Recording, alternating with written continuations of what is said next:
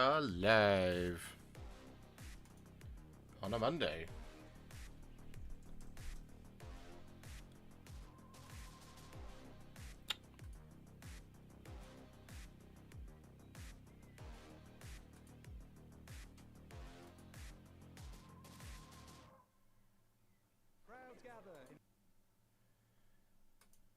How's it going? I was about to say, everybody, don't be shy. So the chat was silent. I was like, something might be wrong here. Hello, Fake Street Spirit, Zangerous, and The Damned City.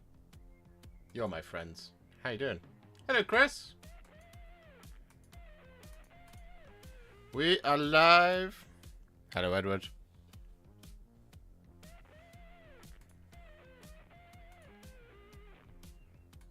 And the captain himself. Hello, Captain Manrings. How are we all? We all kicking? We all having a good time? I am still painting Armageddon.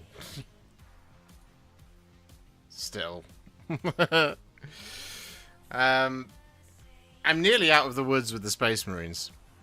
Very close to being out of the woods with the Space Marines. There's I've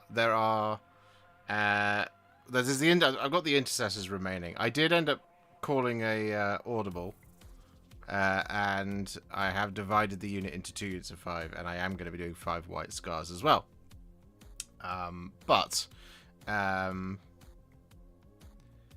Yeah, I'm painting the Crimson Fists at the moment, and that's what we're going to try and finish today.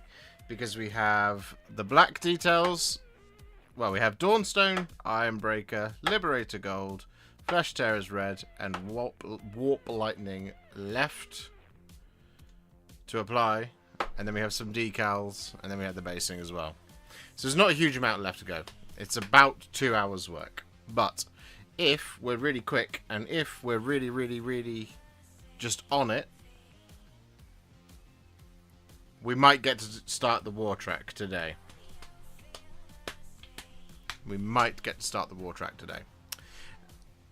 Because my next absolute minimum viable product for this box is to have the Wartrakk, the Dakar Rig, the Gretchen, and 10 boys done. That's my minimum viable product. I think if by the end of the week there's only 5 Intercessors and 10 boys left to do, I will be happy.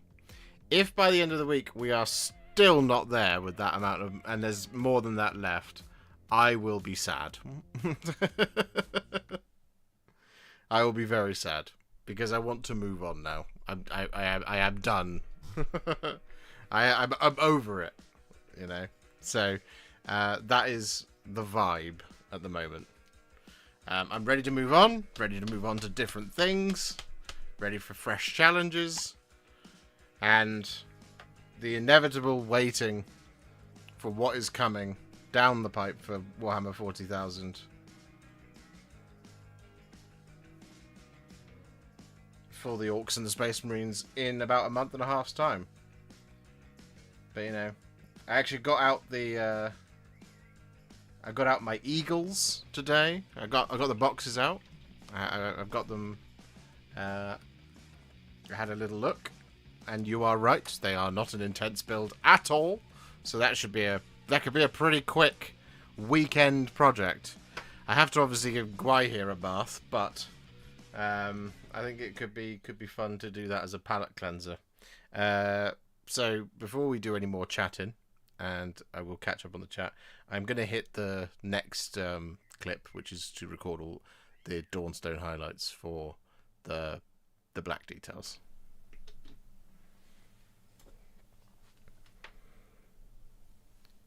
So with our leather all highlighted, it is now time to take some thinned down Dawnstone, and we're going to use this to highlight all of the black details. Now we don't really need to do the stuff that's in the sort of the soft joints. We can actually just leave that as like an ominous shadow in between our lovely blue recipe. So the main thing we want to focus on is making sure we get the casings of all of these weapons highlighted.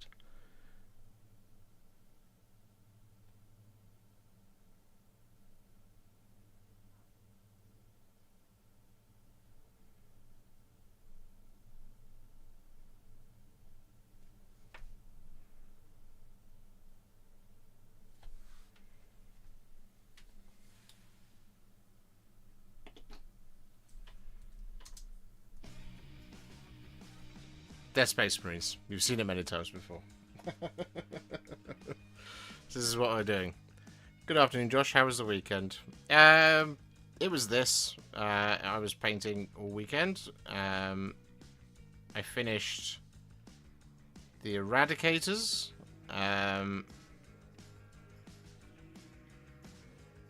And started these. And that was it. I've had some hay fever related issues with this eye. I'm currently got very blurry vision out of that eye. That's what we've been doing for the last couple of days. So my depth perception isn't great. So that has slowed things right down in terms of being able to effectively paint. I've probably made many more mistakes than I would normally. But I can't really tell because I can't really see out my right eye properly. So that's fun, isn't it?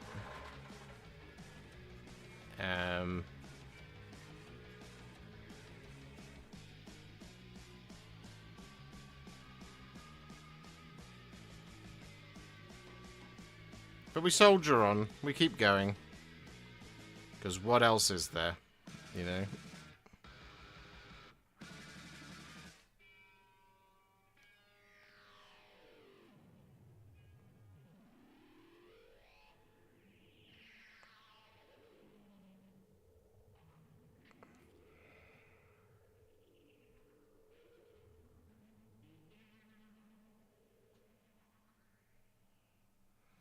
So that's fun. How was your weekend?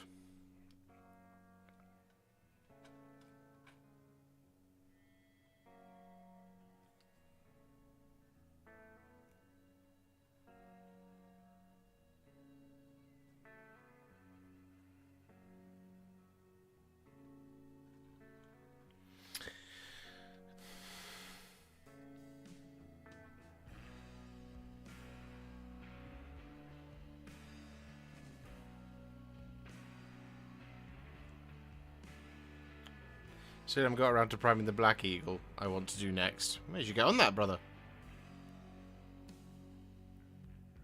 Unless you're as crazy busy as I am. There's so many things I want to be doing instead of this right now. I'm being really honest. I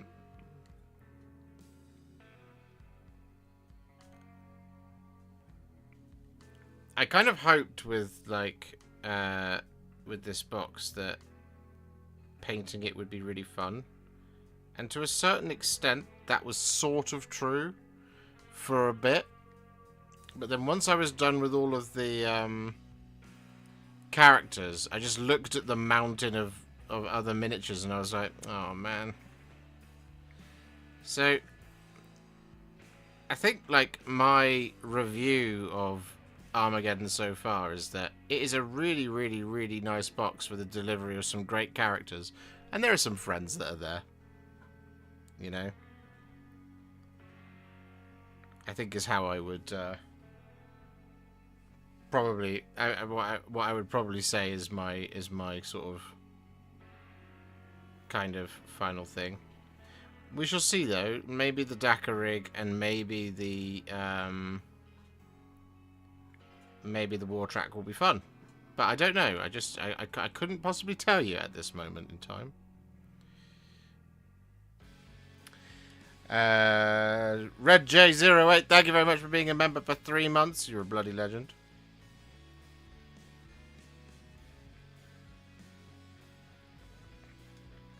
You've asked a question. I have a big question. A big question. Oh no.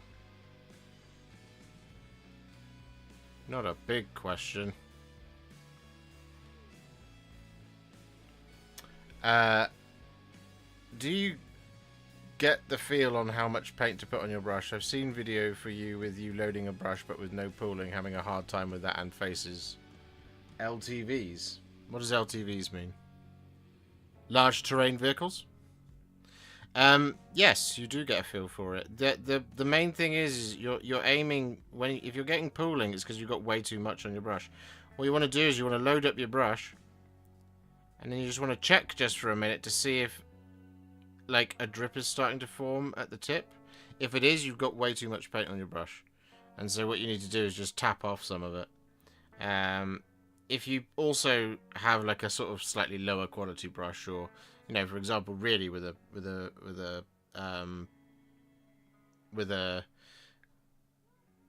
something like a Citadel medium layer brush, it's a very good brush for size, but what it's not very good at is being packed.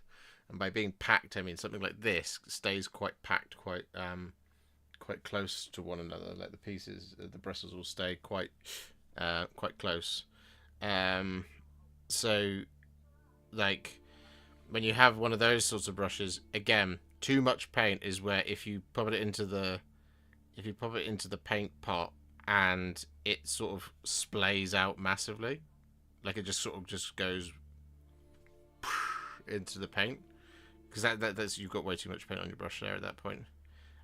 One thing I would say though is, and I always say this now because it turns out a lot of people aren't aware, you don't need to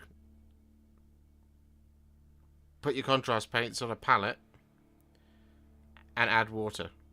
You do not need to do that. You do not need to put them on a wet palette either.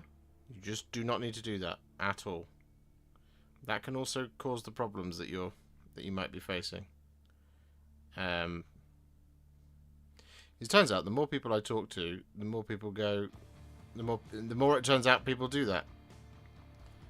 Because they've watched a lot of Citadel videos from a long time ago where Duncan always used to say, 2 thin coats, always do that.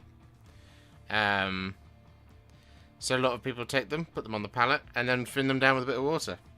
And then it comes out all scratchy and horrible. So yeah, don't do that. Do not do that. That is another piece of advice that I'm now going to be handing out for free, as I do all the time. I am just, for those of you who hang out on these lives a lot, you're going to hear that from now on, I suspect. But that's on me, right? Assumed knowledge. I just figured people knew that, but they don't.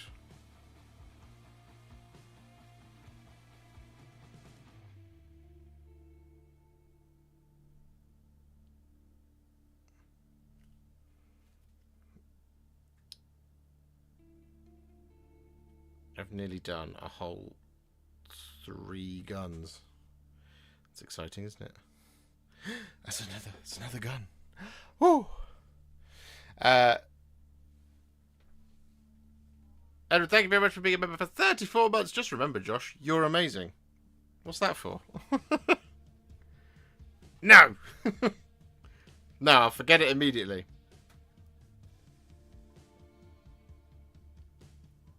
It certainly doesn't feel like it sometimes. Especially, again, I'm not very well at the moment, so because of the hay fever really drains me out of me. It puts me in such a bad mood. Name is long enough to be annoying. Hello, can I just say F white horses? Yes, you can. You can indeed. I know you don't like them. Can only apologise that there are so many.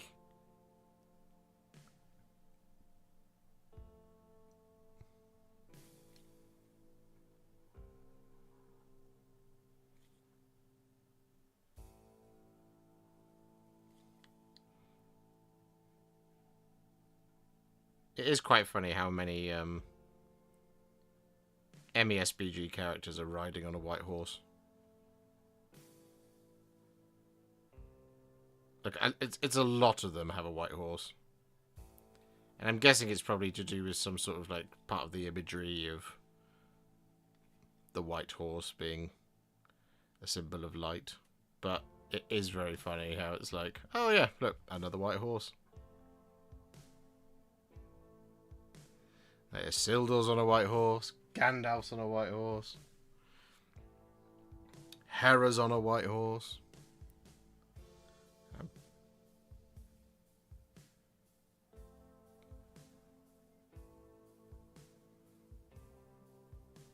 Old Glorfindels on a white horse.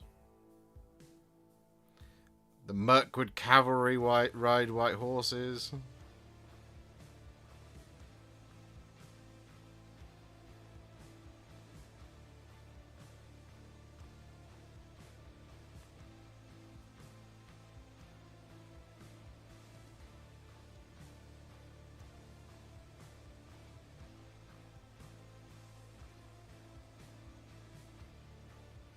Legolas and Gimli are riding a white horse.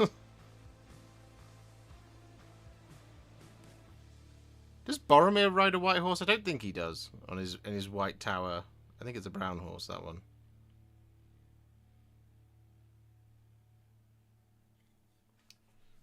Will there be a Painboy video? Yeah.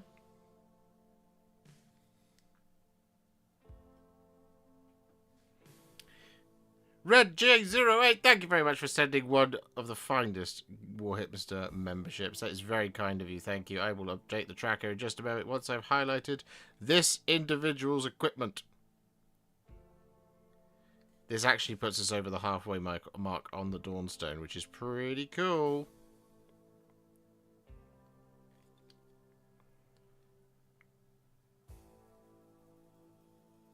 I like being over the halfway mark. Being over the halfway mark is always very, very preferable to me to being not over the halfway mark, you know.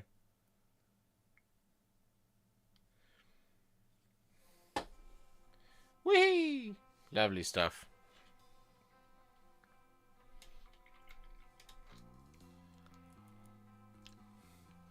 Let's update this old tracker, shall we? Pow-pow. 1. Let's go, baby. Woohoo! Thanks for everything. Oh, you're very welcome. Tried contrast on a wet palette once, never again. That's my man. Finished up some Rangers of Arnor over the weekend. I actually used the cloak scheme from the Rangers of the North. Lovely. Didn't even make it to the model. I don't blame you. Isildur, Legolas, Helm, Hera, Theoden, Gandalf. Probably more that I will hate. That's true. That's true. That's true. It may seem brutal, but I can't wait until GW will stop sending you piles of new stuff so you could paint what you've always wanted to.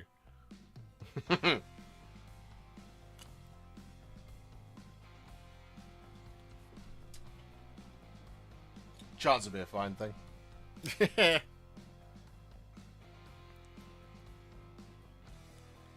Maybe someday.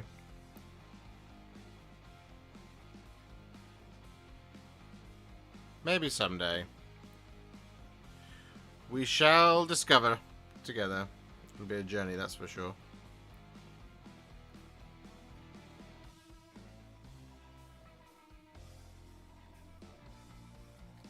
All as I really need to do is hire somebody who can build all my toys for me. And edit my videos. And do all the stuff I don't want to do. And then I can just sit and paint the miniatures. I can just be chained to this here desk. That'd be nice, wouldn't it? Well, not really, but...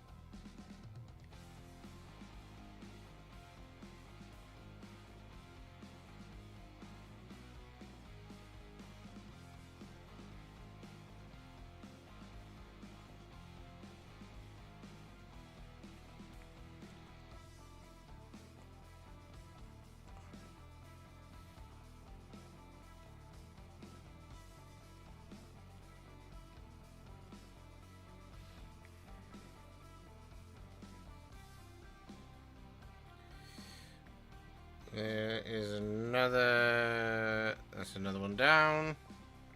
One more to go, and then we'll catch up with the chat. Because then we'll be...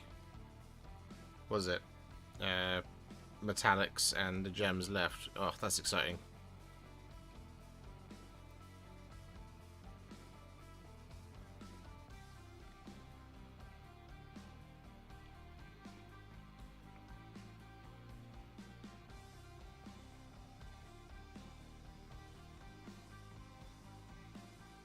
I saw the update on Warhammer Community today. I don't know if anybody else saw it, that the Warhammer 40,000 app is going live on Wednesday.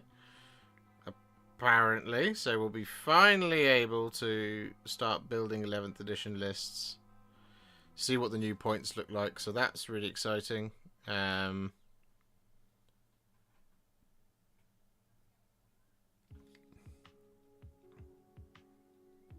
you know, like I keep saying, like, I don't love this box, but I do really want to, like, enjoy 40k at the moment, so I want to start kind of being able to get my teeth into whatever the new edition actually looks like. But at the moment, that's impossible to determine because I don't have the stamina I once did for such things, which is to sit and like comb the internet for the information and try and understand. I am very much of a point now where it's just like, unless it's laid out in front of me, I just can't be bothered. I remember, like, and I remember when I was a little bit, well, it wouldn't have even been that many years ago, but it would have been like a couple of years ago where it was like combing the internet for leaks and exciting information about all things Warhammer, Age of Sigmar, and 40k. And now I'm just like, until it's spelled out in front of me, I don't care.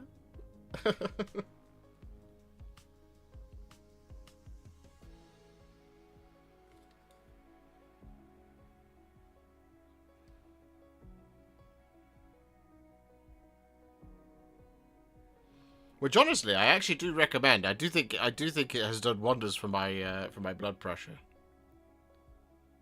Because it means you don't read stuff that is massively out of context or whatever. Like all of the faction packs that they released on Warhammer Community, I was like, all right, fine. They're meaningless until you get the full rules, you know. So it's just like, I'm just not even gonna bother. It have nothing for me. Right, let's have a look. Oh my god. I look away for 5 minutes! 3.5 minutes. 4 minutes. Anyway, stupid mare-ass bloodline. Lisa, you mean Easterlings? Yeah. Yes. Don't forget Arwen. Oh yes, Arwen, she's on a white horse. Datroguedo. I'm sure I've got that completely wrong. Thank you very much for becoming a member. And then, obviously, naturally, we have to say a big thank you to Neighbours Long Enough to Not Be Annoying for $200 super chat saying your live stream, bro. You know, MESBG, Eisen and Easterlings, etc., etc. I know. I'm aware. It's at the top of the list. Well, it's near the top of the list, that's for sure. It's at the top of your list, that's for sure. Because you've got your own separate list of all the things. And those are right at the top. And then you got absolutely smashed us with a 50 gifted Warhipster memberships because you're an absolute bloody legend. I almost swore there. I almost fully swore there. F-bombs on a Monday afternoon. It's not even post-Watershed. So thank you very much for that. You're an absolute legend. Thank you so much. Single-handedly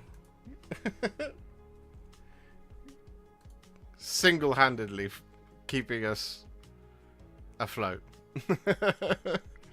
Any tips on edge highlighting? What paint consistency do you use? Same as always. Thin it down with a bit of water on some paper.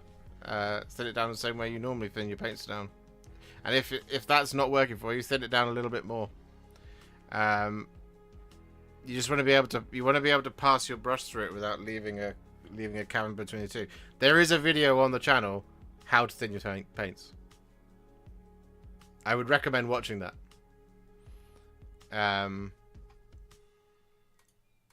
Yeah, these answers are all here on YouTube.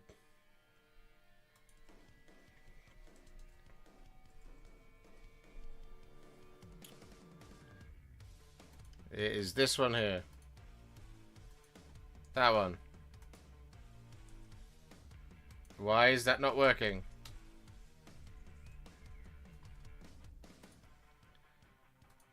Try that again. It's this one here.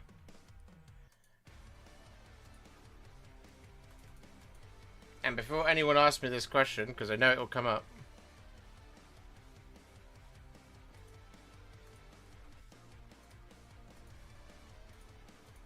here's a video about Lamy medium versus contrast medium.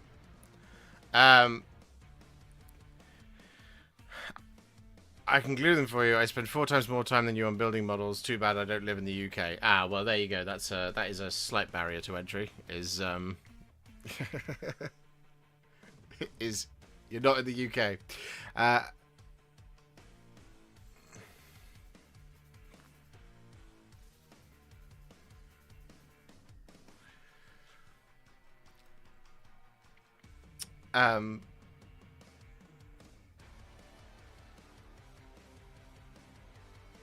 Where are we? Where do we get to? Name is long enough to be annoying. Cheers for the membership. Let's get those Middle Earth tutorials. Let's get it go. Let's get it on the go. Can you do that without Warhammer Plus? Yeah.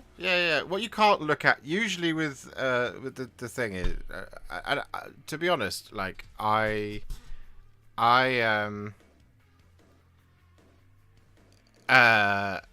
I do, because I don't get the rules. I don't get the I don't get the codes or anything like that. I don't get the books. So I have Warhammer Plus, but I basically use the app like I'm not a Warhammer Plus subscriber. You are limited to how many... I believe if you don't have an active Warhammer Plus subscription, you are limited to the amount of lists you can make. And obviously you also can't see all of the rules. But I can't see all of the rules for the vast majority of the things that are in here. The only ones that are is when I've then gone and bought the codex and put the code in the back because I've had to go to an event to use said rules. So like the Space Marines are in here. But that's it. The rest of it I haven't put in.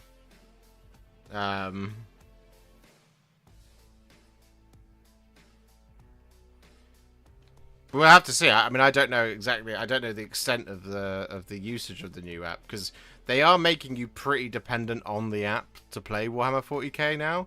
So it'd be interesting to see if if you genuinely cannot use it without a Warhammer Plus subscription, that's pretty bad. That is a gatekeeping, which I'm not a fan of. I liked reading the points changes that basically consisted of, does it exist? Yes, it's going up in points. Yeah, I was impressed with those. I liked the vibe they were going for with the points changes as well. I like the thing they said where they are going to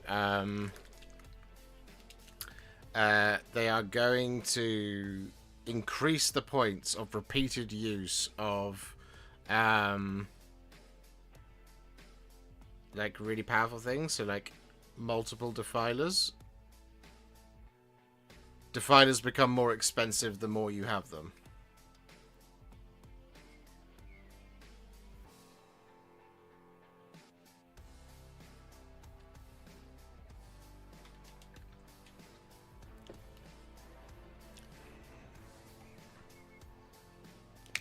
That rogue doe. Oh, okay. Yes, that's on me. That's not on you. That's on me.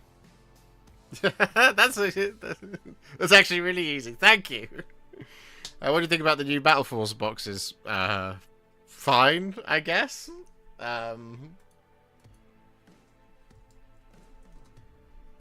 As ever with those things, buy one if you want to start the army. But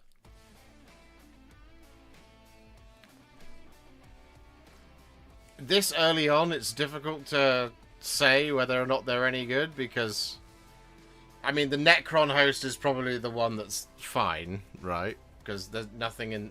Everything that is either new or is probably not getting replaced. Chaos Space Marines Warband is slightly dodgy, but not really. Because you do get your Chaos Warriors, which are new. The Venom Crawler and the Obliterators is the only slight risk in there.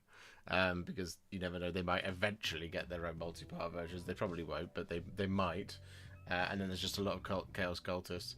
The Tyranid Swarm is an interesting one, because we have no idea what's going to happen for Tyranids.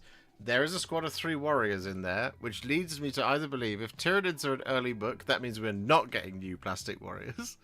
Or, if they're coming later in the edition, it becomes a risk because your new Tyranid warriors may be replaced with brand new Tyranid warriors, and therefore your old Tyranid warriors may become obsolete. Who knows?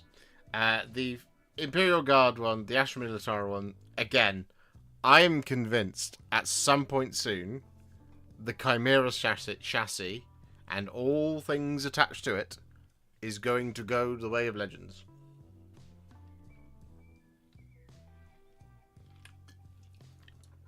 I think we're 1 or 2 tanks away from that happening. So the fact there's a Basilisk in there makes me go, I don't know.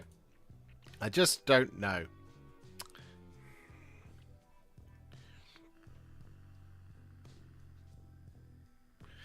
Wargaming for Fun, thank you very much for becoming a member, you legend. That is very, very kind of you.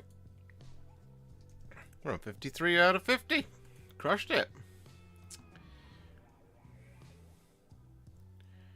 Boring question. I'm about to start Taunus the Redeemed. Do I really need to invest in Bad Moon Yellow for the wings? I am not familiar with its properties. What yellow paints do you have?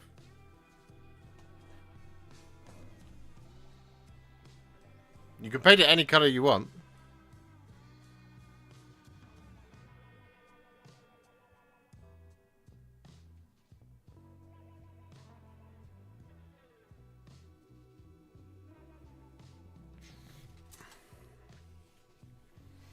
You could probably... You could use Imperial Fist. It'll just be warmer. I want an ethereal yellow like your toot, Eandon Fist. Oh, that's going to be tricky. Because they're quite sunset yellow. They're very warm. Look,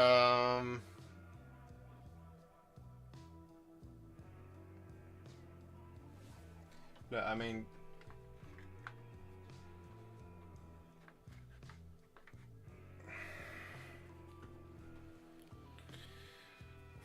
I'll show you for reference here. This one's Imperial Fist. That's Imperial Fist. That's Eandon Yellow. And this is Bad Moon Yellow.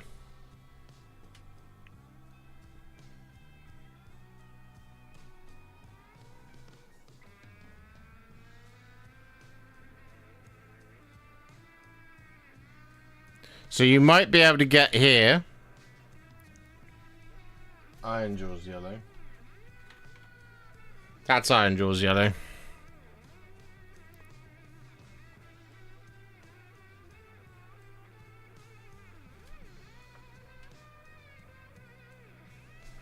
Iron Jaws Yellow looks similar to Imperial Fist, but it's not. It's more... This is more mustard, that's more fiery.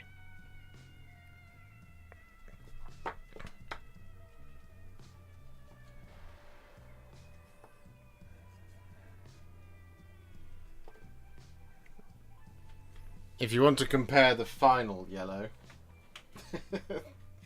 Actually, have I got a fresh pot of it? Because that is a very old pot of Nazdrag yellow.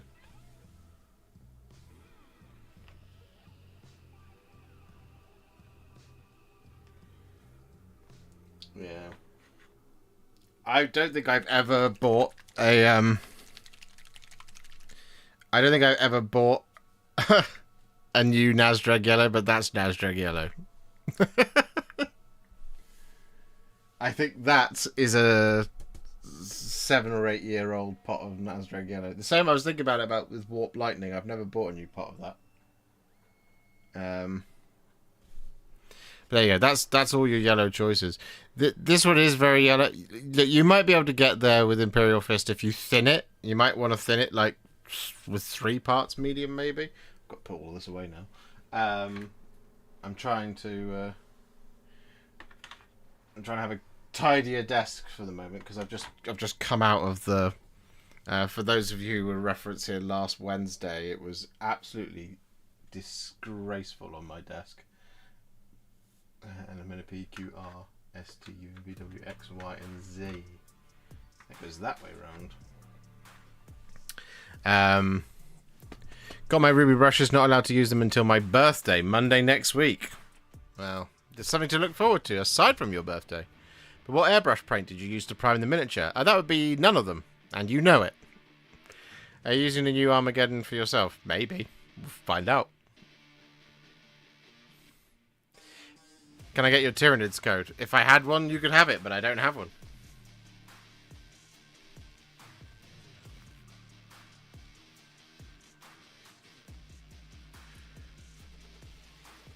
Dorna's Triumph built. Congratulations. It's good from that one. There's so many extra bits left over as well. It's perfect. It's perfect. Have you ever made some kind of subscribers painting review? Could be interesting to have your opinion about some of our minis. Yes, there was a series, and it will return someday, called Tale of Many Warhipsters. That's what that was all about. We haven't done it for a while because I haven't had the time, and I need to change the format, and I don't have the time to think about that, and there's a myriad of reasons why it hasn't happened, but it will return, just like the Avengers, but I'm still thinking. I need a week off to sit and think about it, and I haven't really had that much. I think this year I've had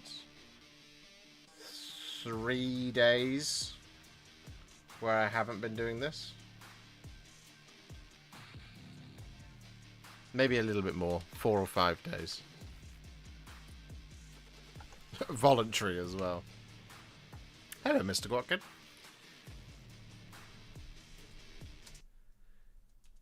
It looks like a nerf for guard tanks. What, the new... I don't think it will be. I think some of it, I think naturally you should expect things like the Rogel Dawn to go up in points, but I genuinely think like the Centaur and the Hippogriff are probably going to be fine the way they are. And because they're 70 points now for a Hippogriff, 140 points for 2 of them. That's ludicrously cheap for them anyway, but if they go up like by even like max of 30 points each, they're still very reasonable for 2 tanks. They arguably have just got a massive improvement because they can poke their head into a building and then suddenly open up a lot more firing lanes.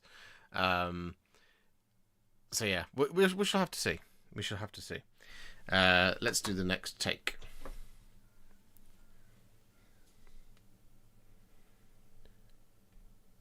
So with our black details all highlighted, we are now going to take something down Ironbreaker. We're going to use this to highlight all the silver.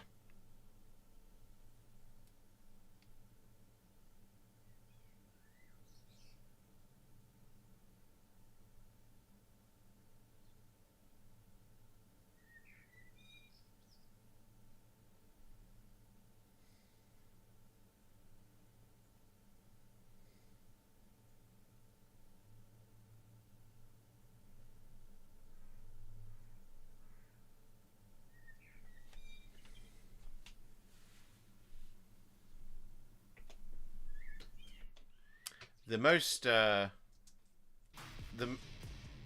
at risk army, I think, of having the biggest points hikes, based on what I read from the article, is World Eaters.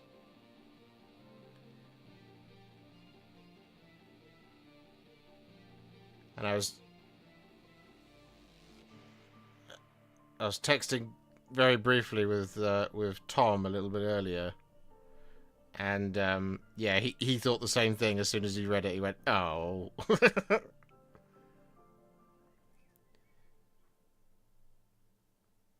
And I think by that logic, also, Blood Angels will probably see some pretty impressive spikes. Especially for things like Sanguinary Guard and Death Company.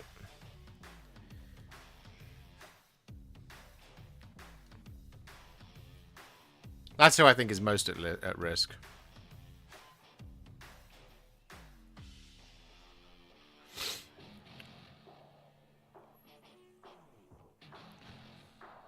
Thanks, Free Spirit. Thank you very much for the 250.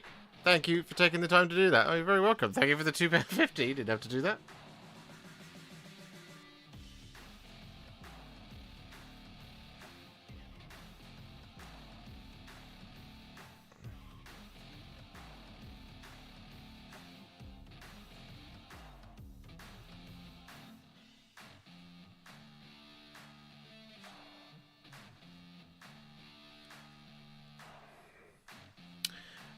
So much. Favorite Gloomspite model?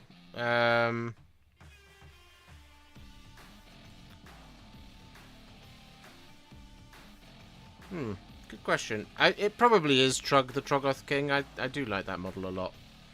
I like that he has a little realm gate on his head.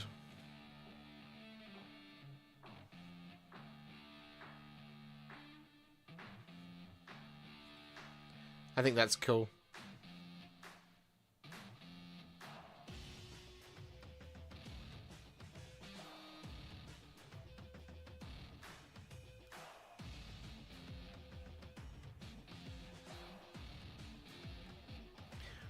I was told that the little realm gate on his head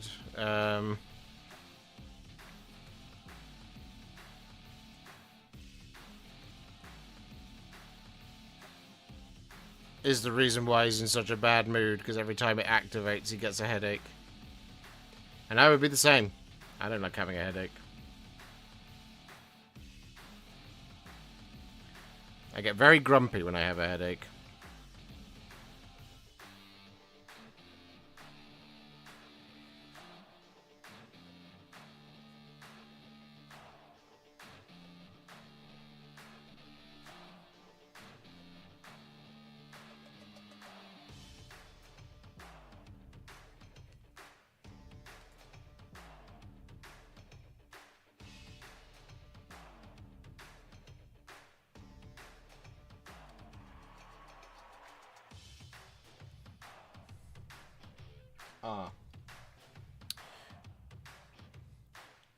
I know I've spoken about this at length before, but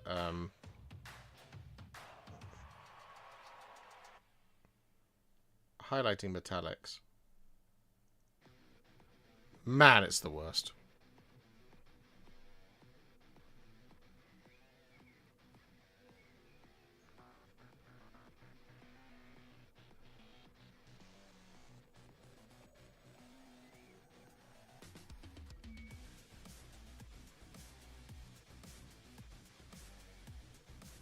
Although I can't determine whether, for my own brain, which I like least, right?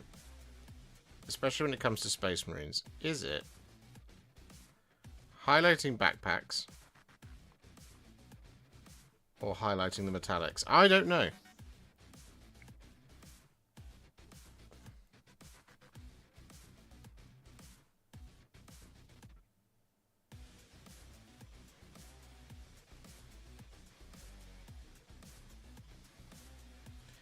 If they ever release a Space Marine unit that doesn't have backpacks, that isn't scouts,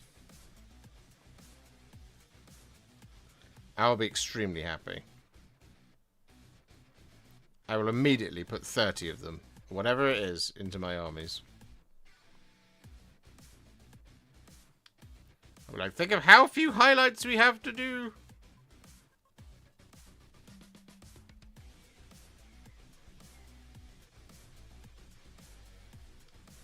And I can't tell you why it annoys me so much. They just do. It's just one of those things. You just get to it and it's like, oh, I've got to do the backpack now. What did I miss? I was down the garden priming. My forearms are on fire. Blimey. How much did you prime? Also, what were you priming? That sounds exciting. You haven't missed a whole lot. We're just, I'm literally just popping the highlights onto these Crimson Fists. So I guess you missed...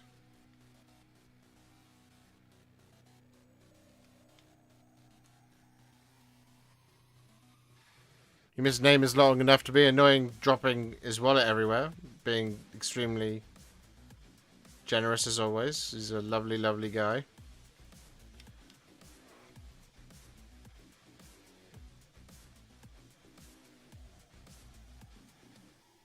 And I suspect he's in a meeting right now.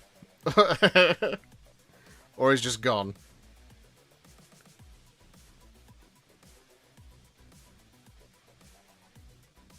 So I can say lots and lots of lovely things about him. And he can't defend himself.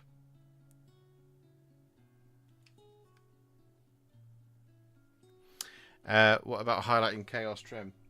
Highlighting Chaos Trim takes a long time, but it's not the worst thing in the world. I actually don't mind it. It's just it's the time sink that I don't love about it. But it's so effective once you get it done. Like, it's one of the things about like Death Guard and World Eaters and Thousand Suns. Especially with Thousand Suns, I think, is when you get that sort of brassy gold trim looking sharp and highlighted, it is so effective. It looks amazing. Like, it's not something that, and this is where I think armies could do with being pointed more appropriately, to be fair. But like, I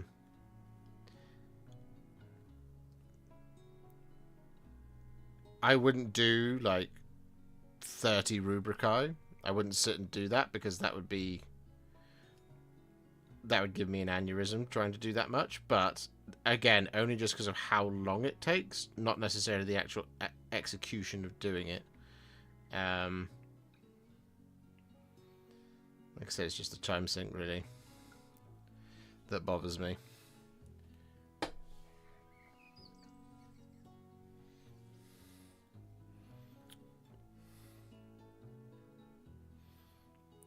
Just highlights Chaos Mutilators Black Legion. It took me an age.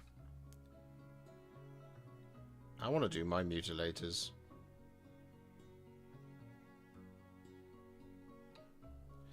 So one thing I definitely need to do is I need to do an audit of what the state of my Chaos collection is, because I'm pretty certain in the bounds of this house contains a pretty decent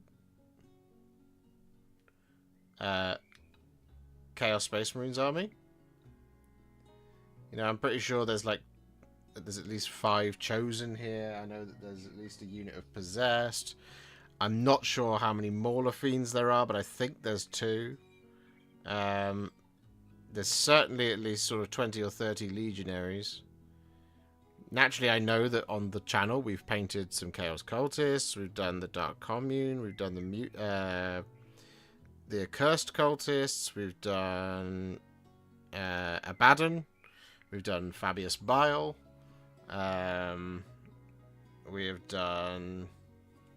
What else have we done for Chaos Space Marines? Vashtor, we've done a Defiler, you know...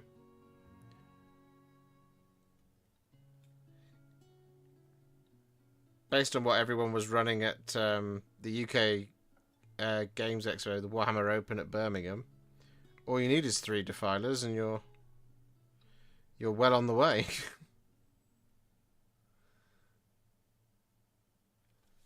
So I'm a third of the way there. Obviously, we did the what's it called? The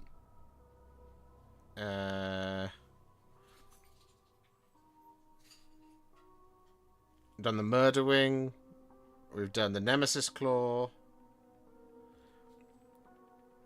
We've done Huron. The Reeve Captain. Raiders. Oh yeah, so there's definitely... that's the thing. There's at least 10, if not 15 or 20 Chaos Terminators here somewhere. I'm pretty sure I've got 4 Obliterators. And therefore 2 Venom Crawlers as well. So this is what I mean. Is there's probably the makings of a pretty good Chaos Space Marines army here in this house. It's just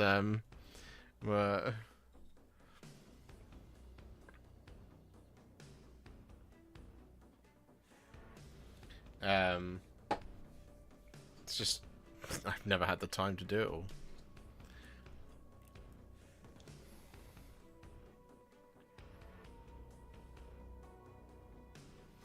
Use your defiler recipe, it works awesome, thanks. I kind of want to do another one, and I do kind of want to do it as the other kind of pose, but with all the guns. But again, time is not on my side with that. He ultimately isn't that... It doesn't take that long to paint, following the video that I did, but... I just know that if I was to secure a second defiler, I'd probably have to do it as one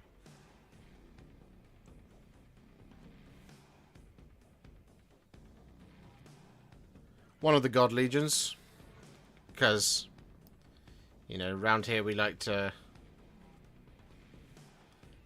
I like to optimize my time.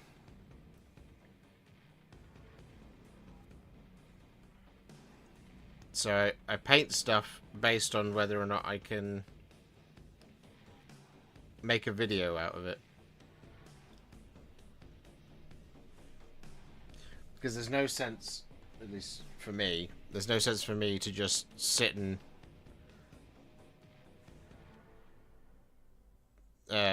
paint stuff and not be able to make videos out of it.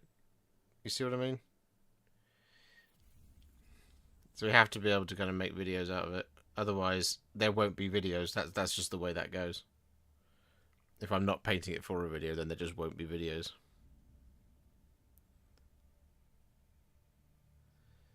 So, I think the fundamentals of that video, though, do apply to, regardless of what you do, though.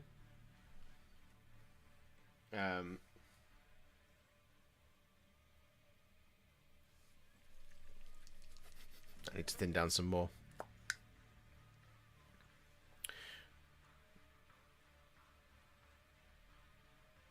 Do a Lord Discordant as a Red Corsair. That would be a good video, I think. I'd have to own a Lord Discordant. Lord Discordant, though. We shall find out. Do it for Death Guard or Iron Warriors. Yeah, I mean that's the rub of it, right? Is you would... It makes more sense to do things that we haven't done before, which therefore means a bunch of my armies are eventually going to just be sort of a patchwork of different things.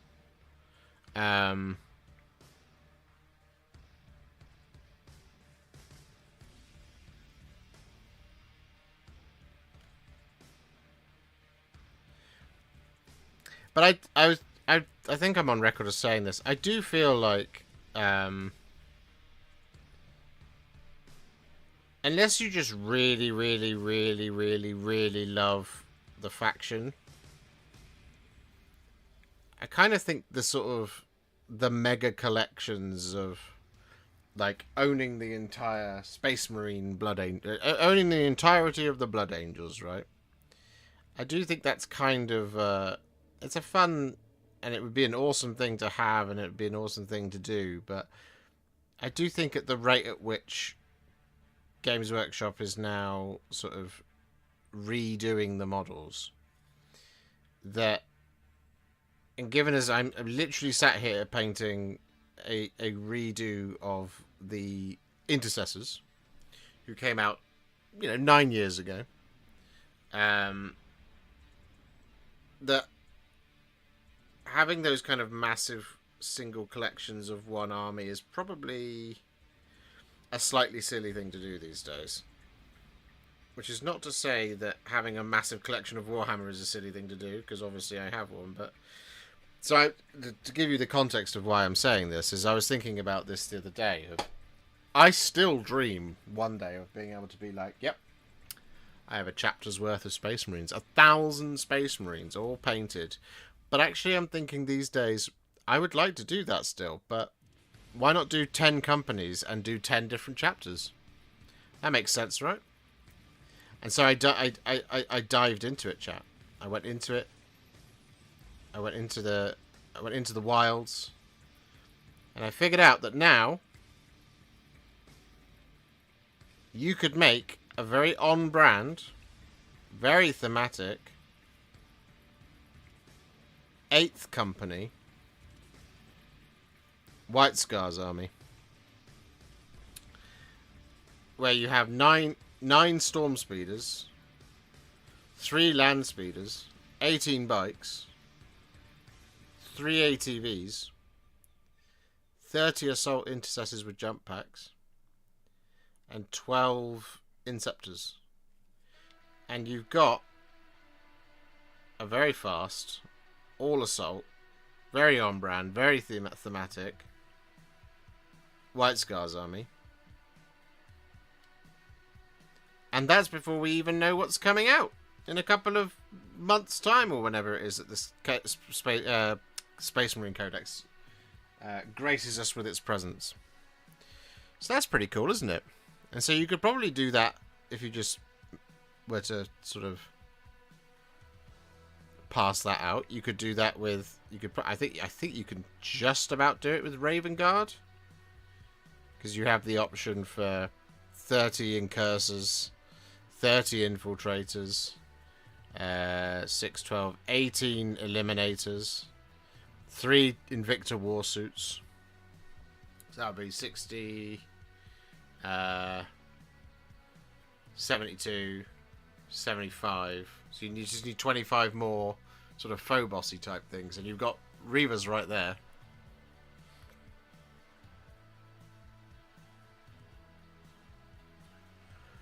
You know?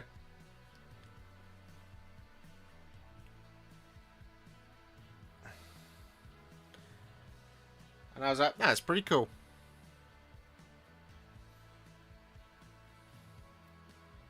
Can make a sneaky Raven Guard army.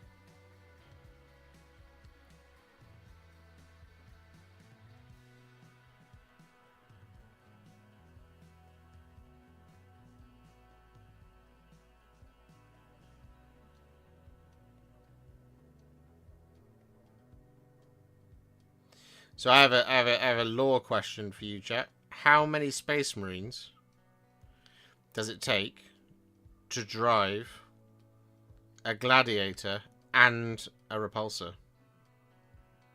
What's the crew number?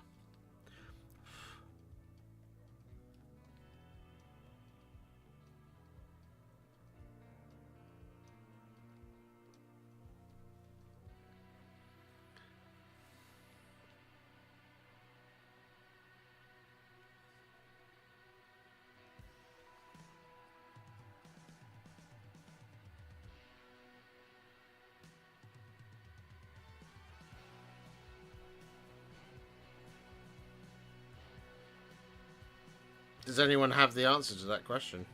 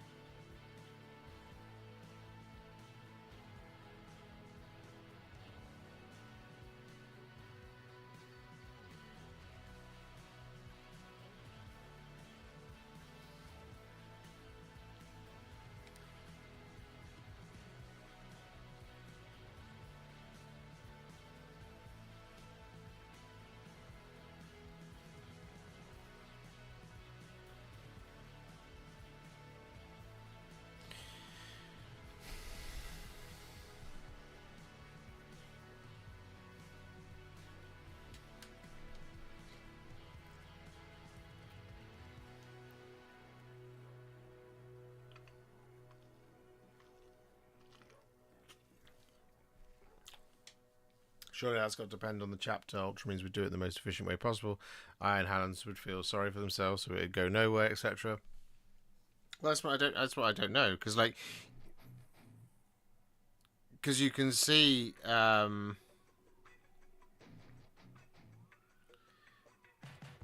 was I going to say? You can see So, for example, in a land speeder, right,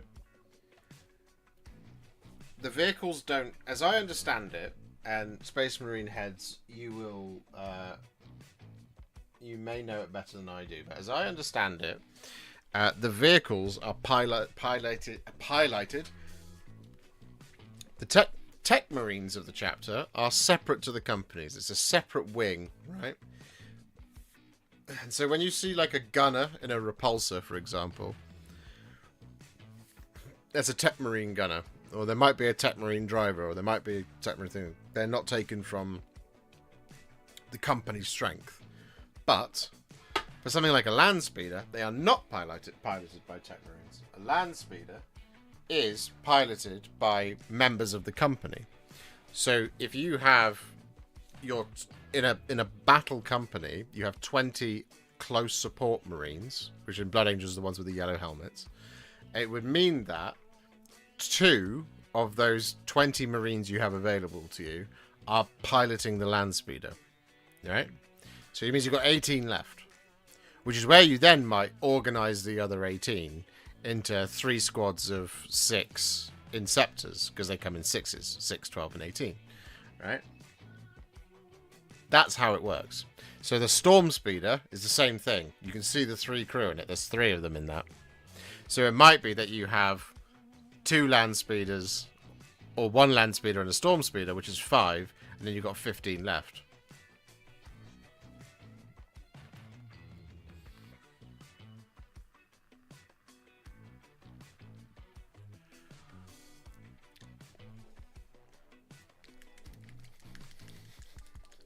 But people like the Tech Marines, like I said, they are not taken from the company's strength. So for things like a repulsor, for example, it might be that they are entirely crewed by Tech Marines, in which case they wouldn't come from the company's strength.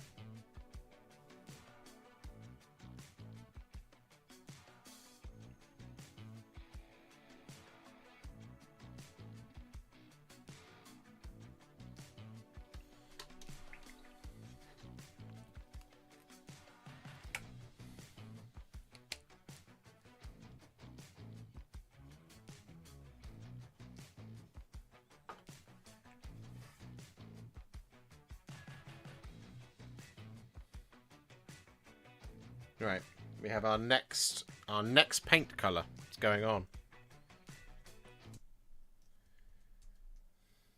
We're being very efficient here.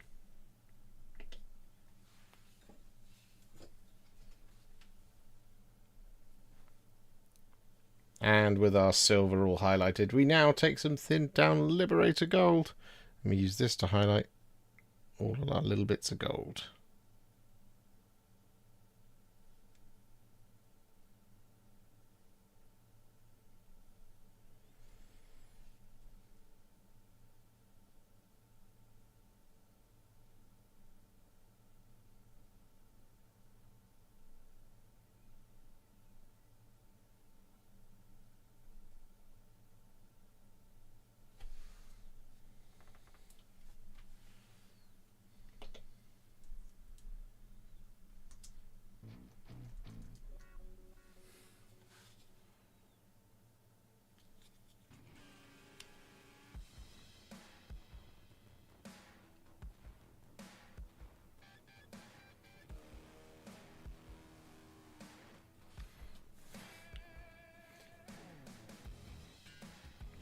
Honestly, though,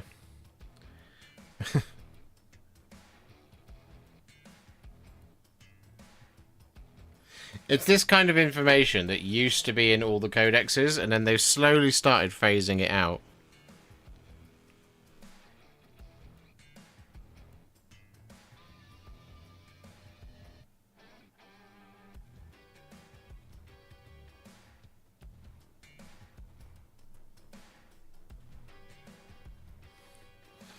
So then you have to start relying on unreliable sources on the internet.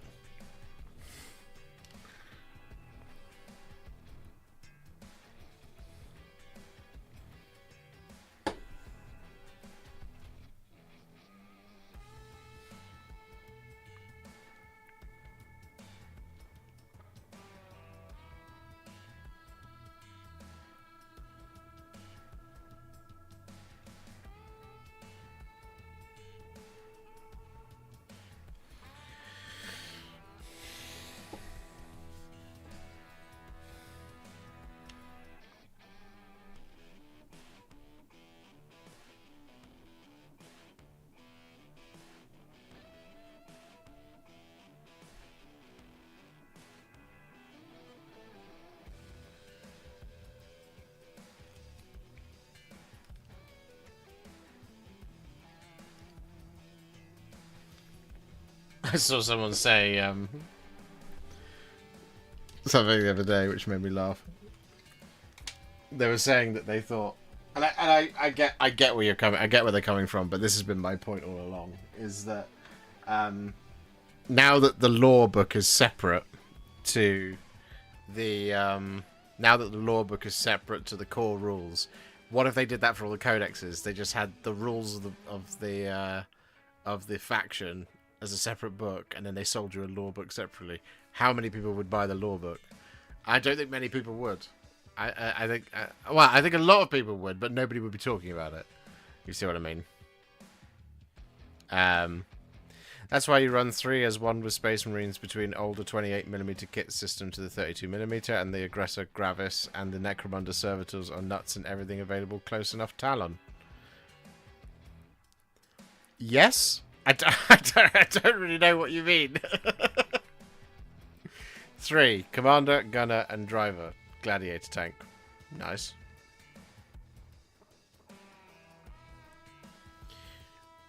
We have now but one last thing left to do, which is to take some Flesh Tearers Red and some Warp Lightning and apply this over the top of some buttons and some lenses. But we can't do that until the silver is fully dry.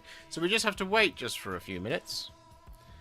Just for a couple of minutes. Long enough for me to ask you, of the 63 people watching here, please, could you leave a like on the stream? That would be very useful, very helpful for me, if you like what we do around here.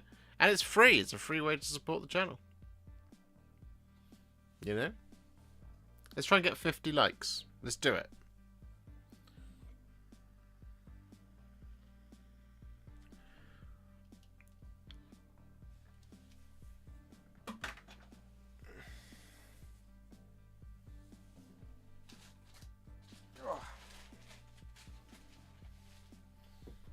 We're so close.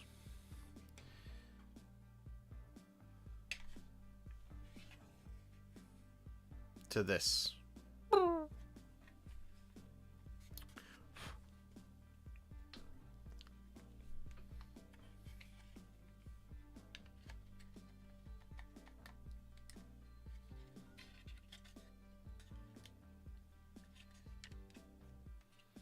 gonna mount it on a painting handle and everything.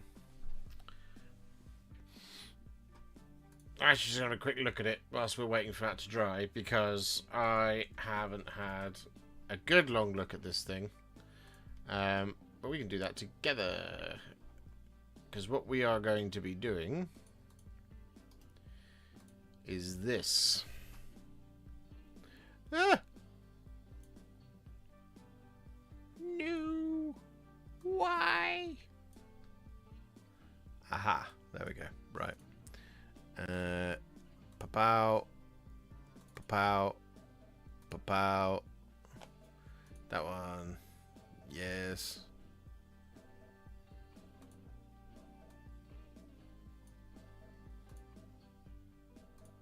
So, we are going to be doing this for our Dakar rig and our Wartrakk.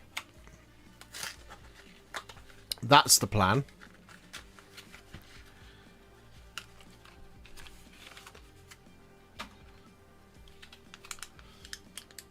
I mean, it looks fairly self-explanatory to me. It looks to me like the way to do this is probably to start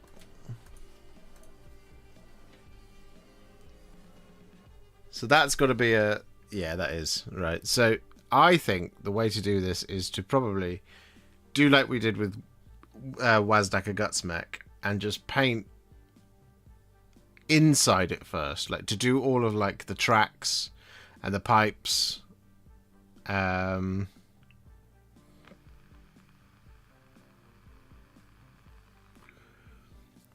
I think we make one change to this in order to make this easy to paint. So you see how this, yeah, you see how this panel here, I'm not sure if you can see my my mouse. Can you guys see my mouse? Can you guys see my mouse?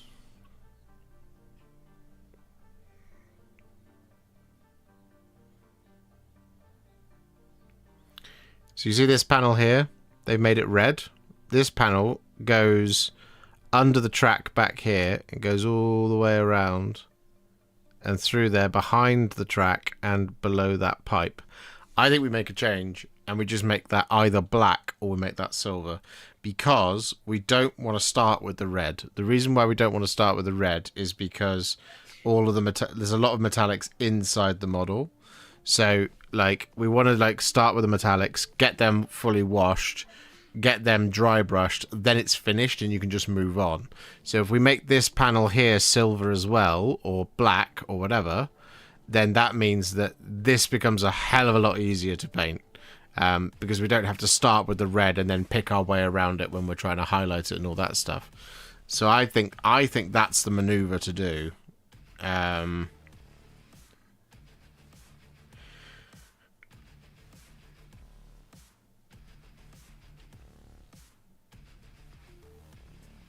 And then we can also do, you know, this yellow as well, and this yellow up here, and yeah. It's like I don't think this is going to be very difficult at all. I think it looks more intimidating than it is, but I think it's going to be pretty easy. It's just red and silver. With, I mean, look at it, right? So red, silver, black for the cables, black for the missiles, black for the casing of the big Dakar gun. We've got a little bit of brassy copper back here, which is fine. Green for the skin, brown for his clothes, red, red, red, red, red. So I think that's a lot easier than it initially looks.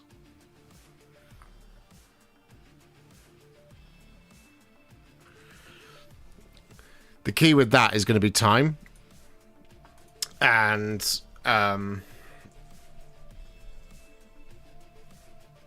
what we have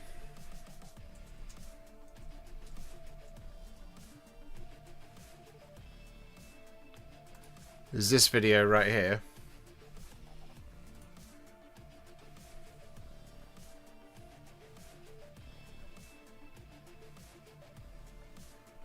Whenever it's ready.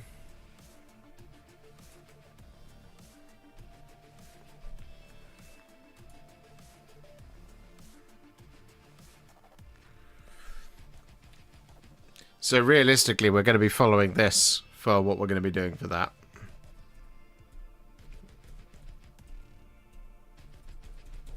So it's just going to be pretty much the same vibe.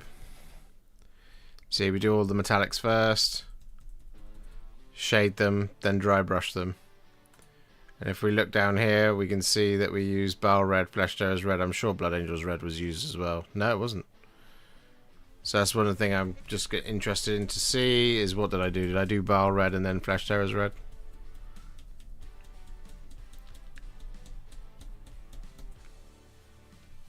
Yep, Bile Red. 1-to-1 Flesh Tearers Red. Yeah, makes sense. Yeah. So that's it, basically.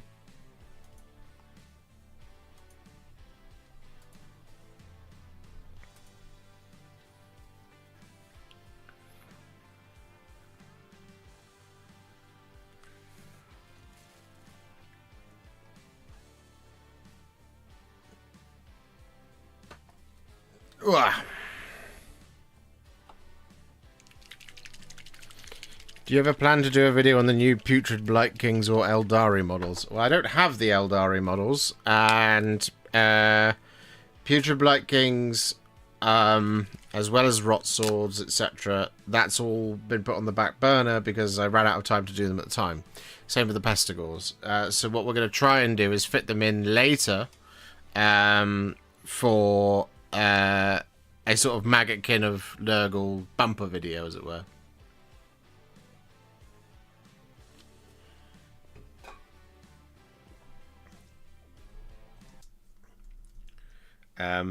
But as to when that's going to happen, no idea.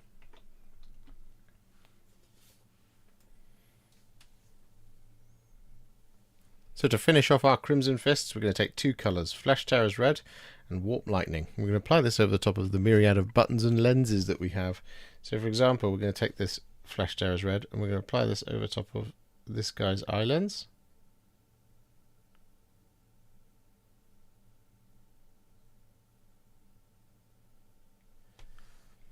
There, like that. But for something like the Auspex in this guy's hand, we're going to take the warp lightning. I'm going to apply this over the top of the screen in there.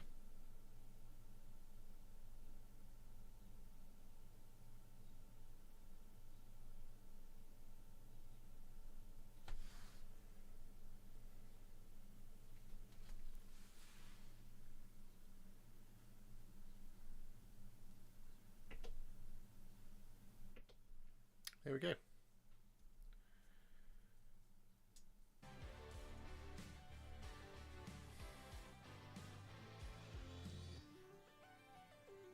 Apparently we had...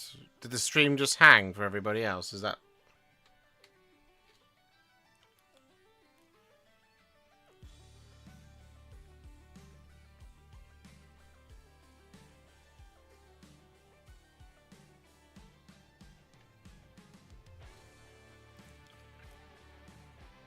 Yeah, we've got some problems.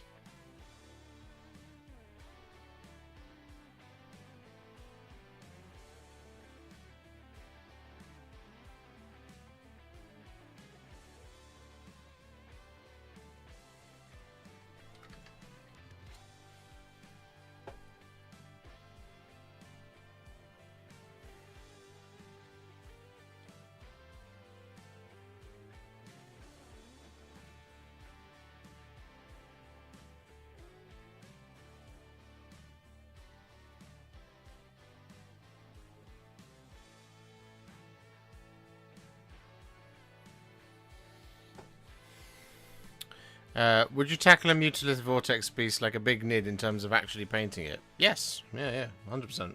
Big old... a big old monster like that, for sure. Exactly how we would do it.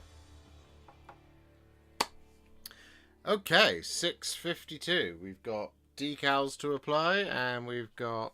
where have the decals gone? Oh, they're there.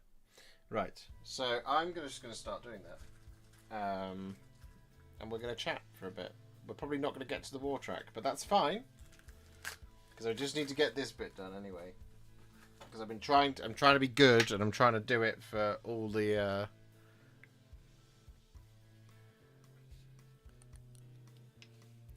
I'm trying to do it for the models that require it. Especially from this box. You know?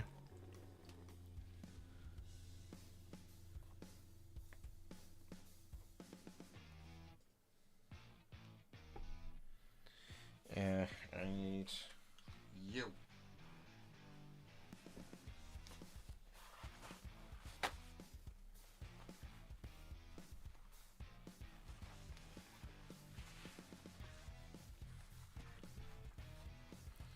So let's see how this goes.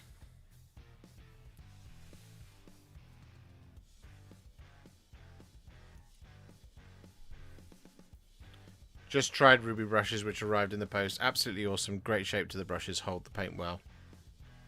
They are fantastic, aren't they? I've really enjoyed my time with them. As I said, once we're out of the woods with Armageddon, we are going to be testing out the Squidmar brushes as well. But I really like these ruby brushes. They are for sure part of my workhorse brushes. I have a feeling that the Squidmar brushes are going to be excellent for like detail work, which is probably where like the blend of two brands together becomes like probably part of my toolkit, but we shall see.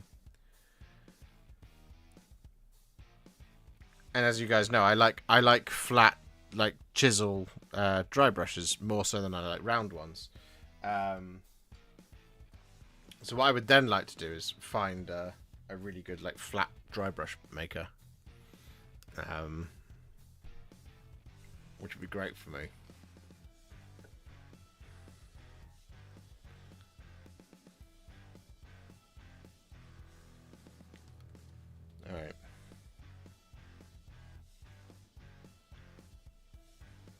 Bit of micro set.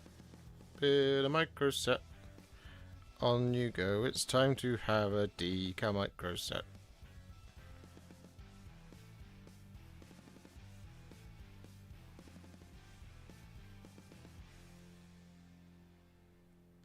Ah, yes. Applying round decals to a shoulder.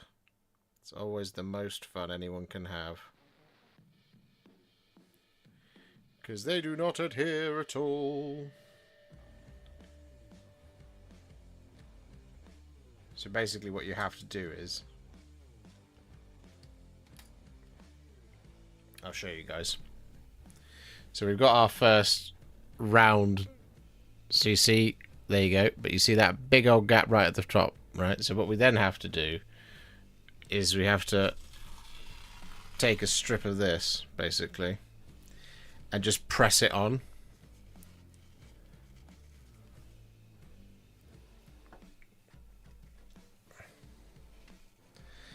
And then later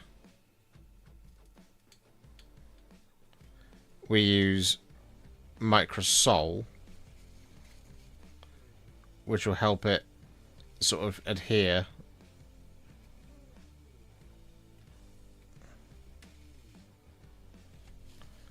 A little better.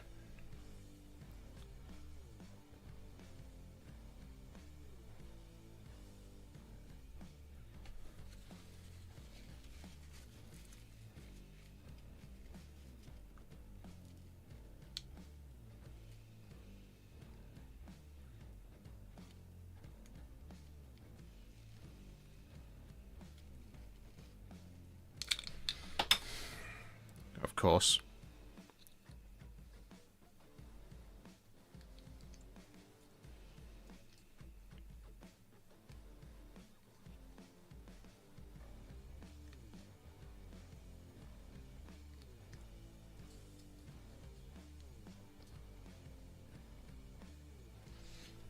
So that'll do for now.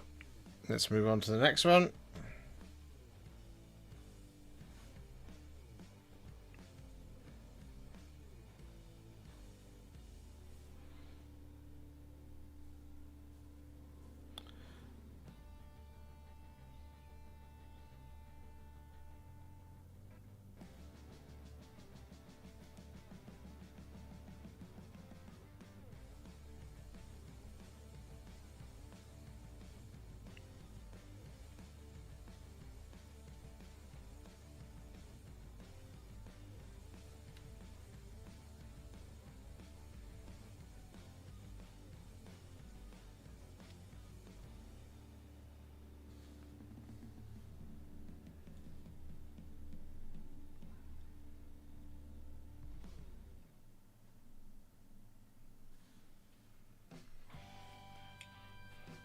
What is Microsol? Microsol is setting solution for decals.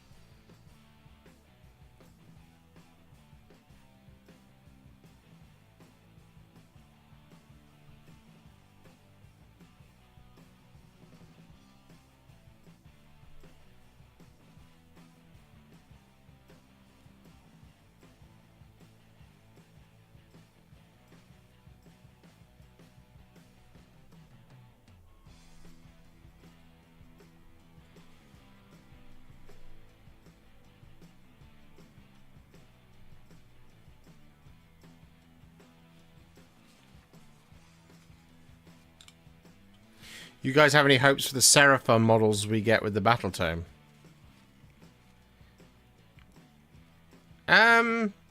I just want this.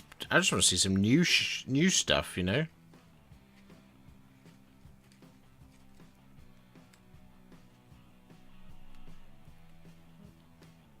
I'd like some new dinosaurs. Always new, never old.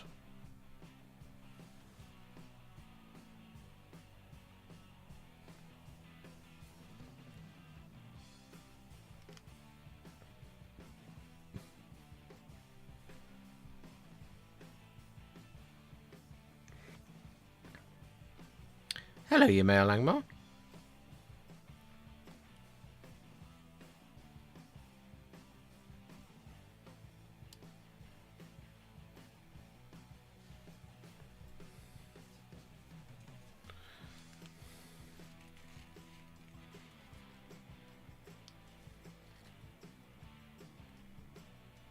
Isn't that just vinegar concentrate? I have no idea. It could well be.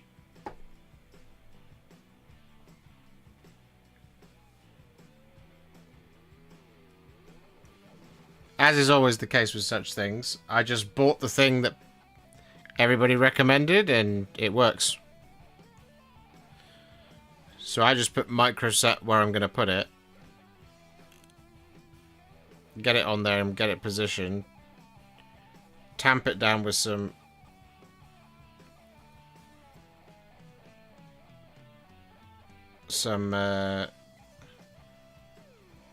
tissue. Leave it for a bit and then throw microsol over it until it sits flat. And it doesn't always, but it seems to work.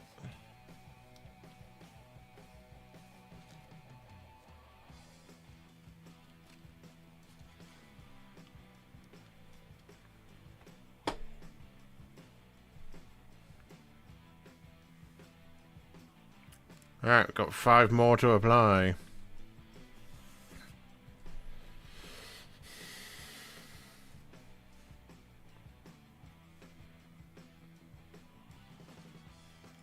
Hold them in the water for a bit. Do you varnish after microsol? No. Oh, yes. Sorry, yes. I do. I use Storm Shield. Afterwards. Yeah. Takes the shine off it.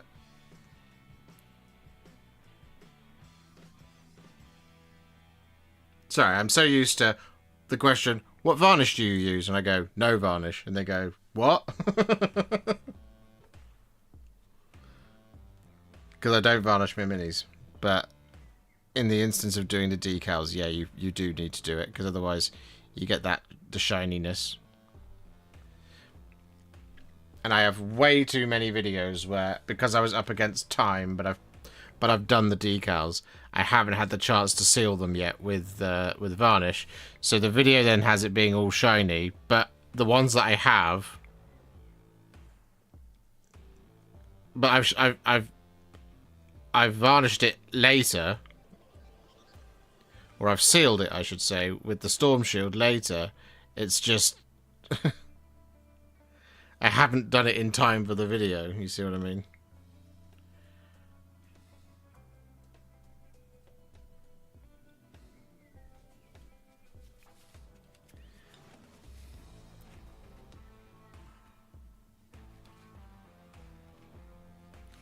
It's like the very, very, very rare occasion, and it only happened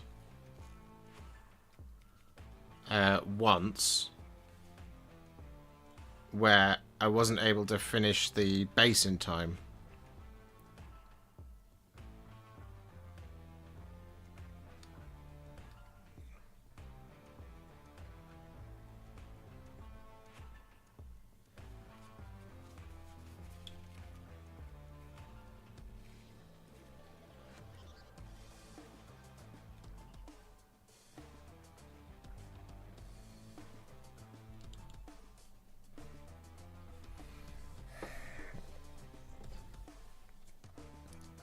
For some reason, that one Sergeant model is the only one that doesn't want to play ball properly here.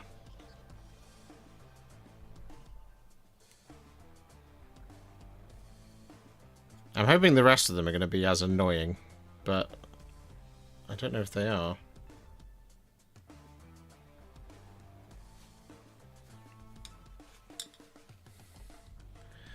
What kind of microsol did you buy? The... as far as I know, the only one available. This. I wasn't aware that other brands existed.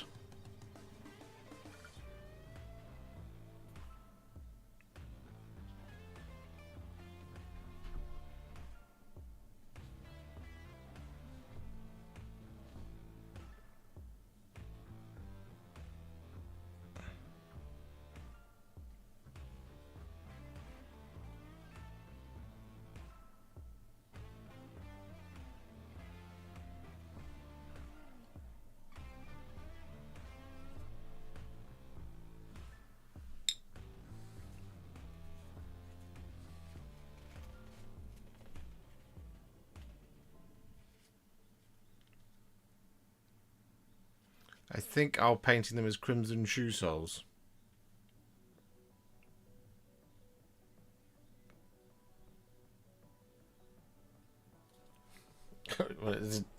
In this box, you're not going to see a lot of shoe soles.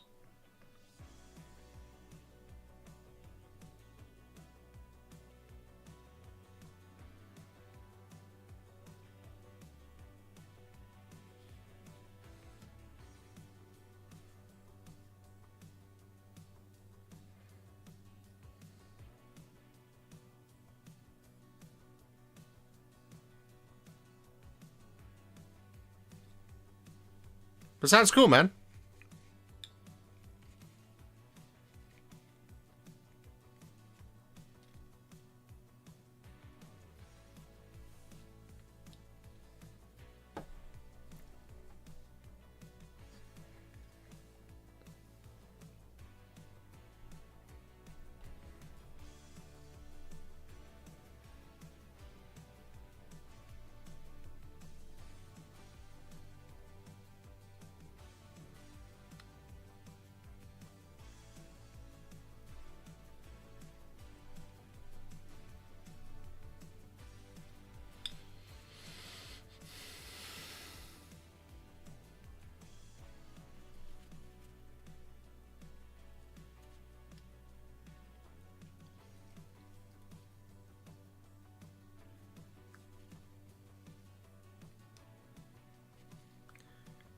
Oh, this is so annoying.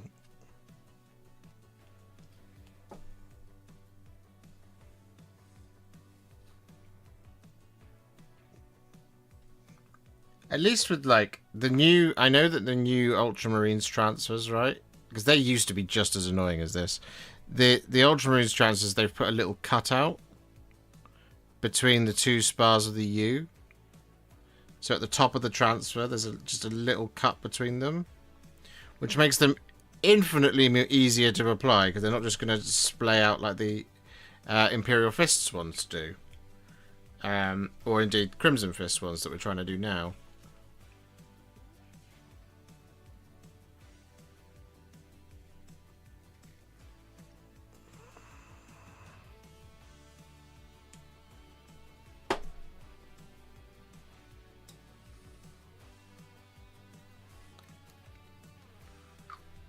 So now,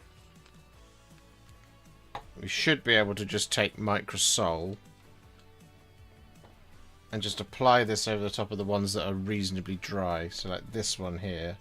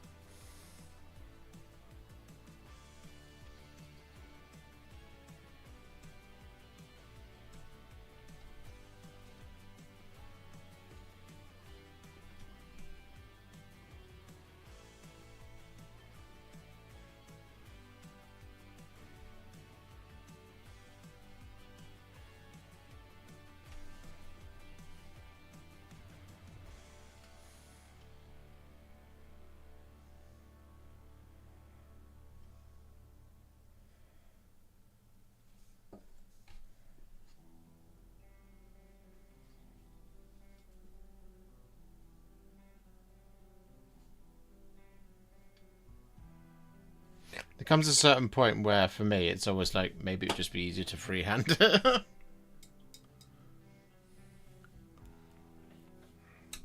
Oh. It is not freehand. Name is long enough.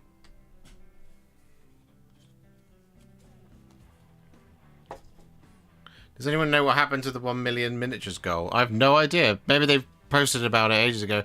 I would guess they're probably successful.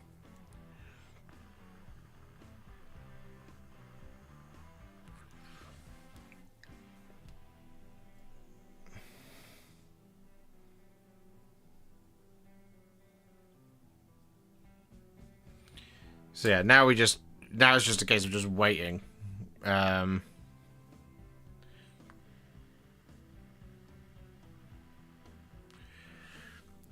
I guess what we'll do then, whilst we're waiting for that, is we're just going to apply stolen mud to the bases, because it makes sense. Let's keep things moving, shall we? Rather unbelievably, I already need to do another paint order. God damn it! That's Modern Earth. It's stolen mud. That's what we want.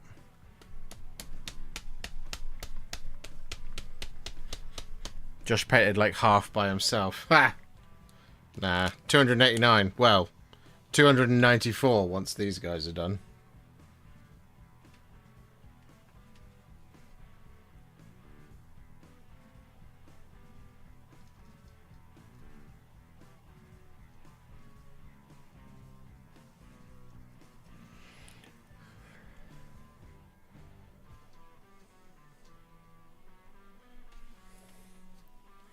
Let's have some FaceTime. Hey.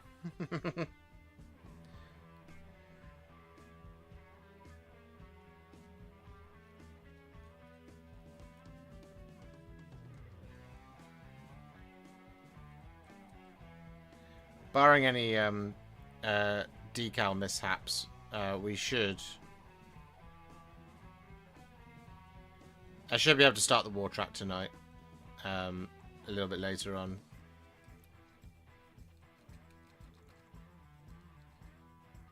I think my plan for this week is to do Wartrakk, then Dakarig, then Gretchen, then 10 boys, then do 5 White Scars Intercessors, and then finish off with 10 more boys.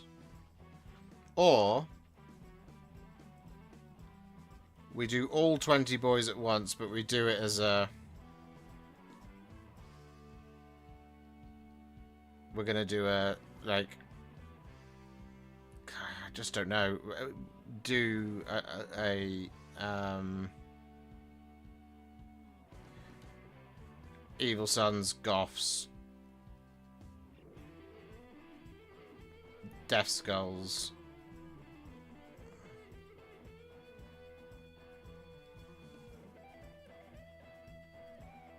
Bad Moons, do it all in one video. I just don't know.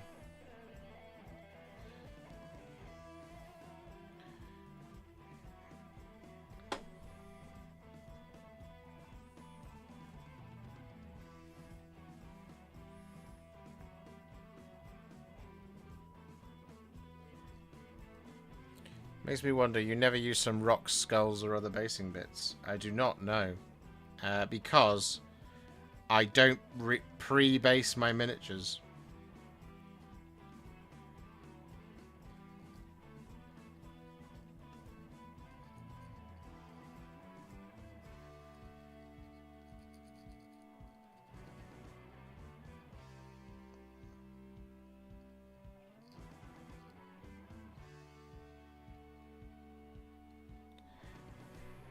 And by pre-basing, I mean build the model, base it, then prime it with all the basing on there. Which is the best way to deal with stuff like adding skulls and things. Whereas just throwing a grey plastic skull onto it now means that I've got to prime that skull by hand and then paint it. And I do not have the patience nor the desire to do that.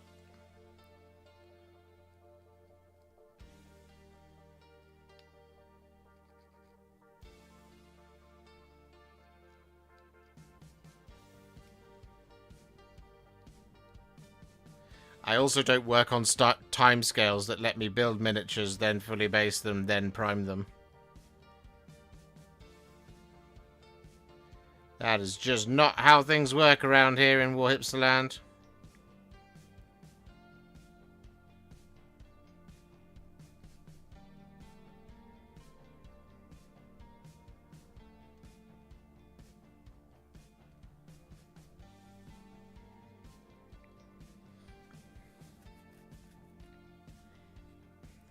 Now I'm avoiding Hera's hair. What is wrong with me? I don't know.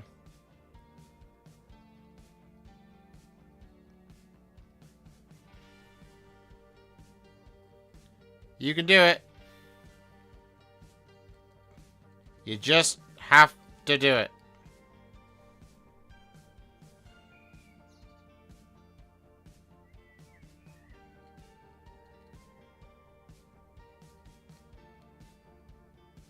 You know you're capable.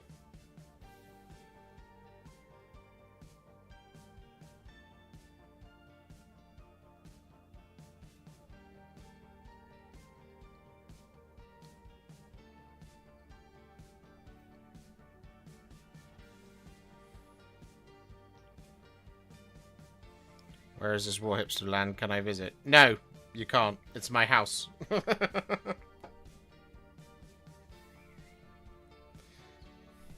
Maybe someday. I want to do a marble base for my EC, but painting without a base sounds annoying. That's my view on it. I try.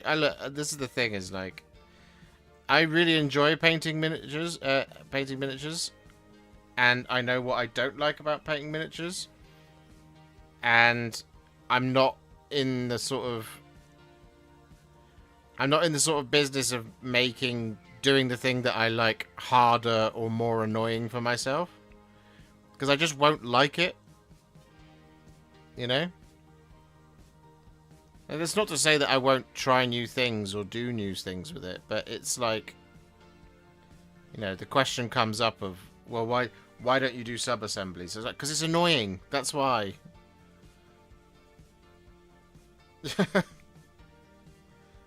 It annoys me to do it. Like the few times that I do it, I hate it. I don't like it. But I do it because I have to, because, you know, otherwise, you know, the model's not going to be easy to paint or whatever. Like, you know, like with Commissar Graves, like that would have been that whole model would have been really, really, really frustrating to prime in Greyseer, and then spend a long time applying Black Legion to. So instead, the right thing to do is to, because I want to paint the people with contrast paint, right? What I don't want to do is like paint them in classic, because they just won't look as good. You don't want me teaching you how to paint models in a classic way, because it'll look worse than when I do it in a contrast way. That's why I don't do it, because I'm not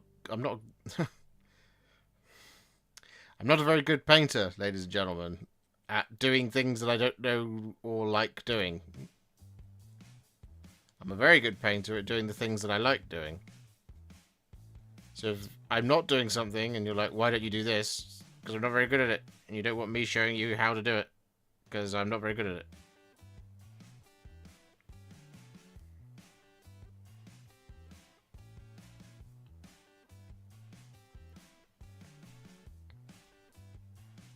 See what I mean?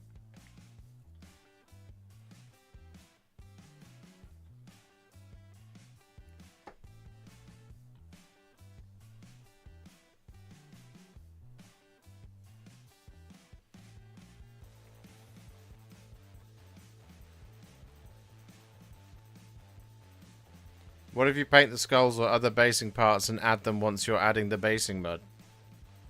Okay. How does one paint a skull? This is in a sub-assembly? Do I drill a hole in it? Or stick it to a cocktail stick? Or something like that? Because, no.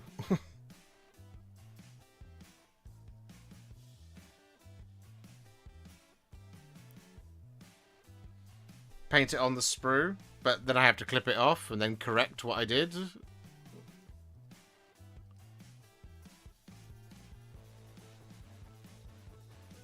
Also no.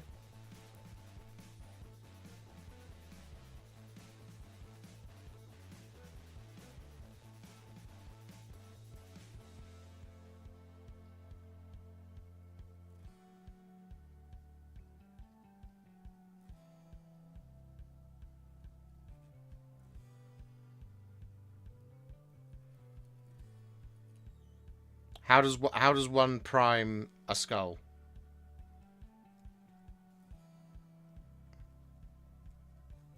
You know?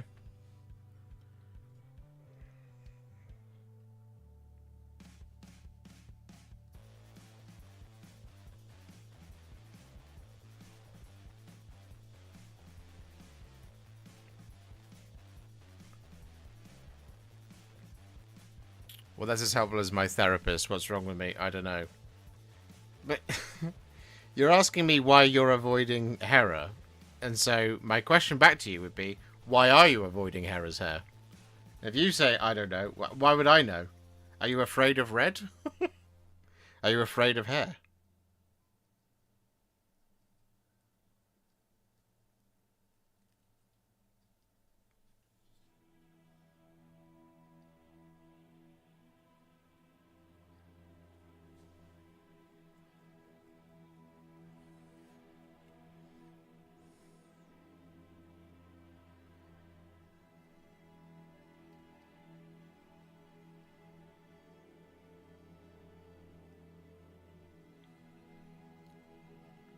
How can you paint the inside of a model which will never be seen?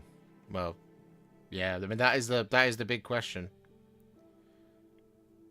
As we all know, the most important part of a model is the bits that you can't see and will never see. Regardless of what angle you twist, which angle you turn it to.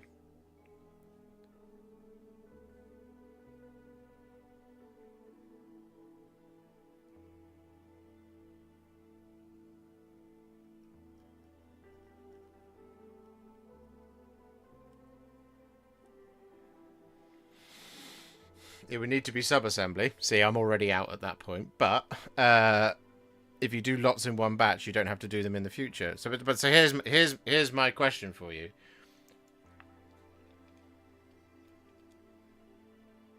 How do you sub-assembly them?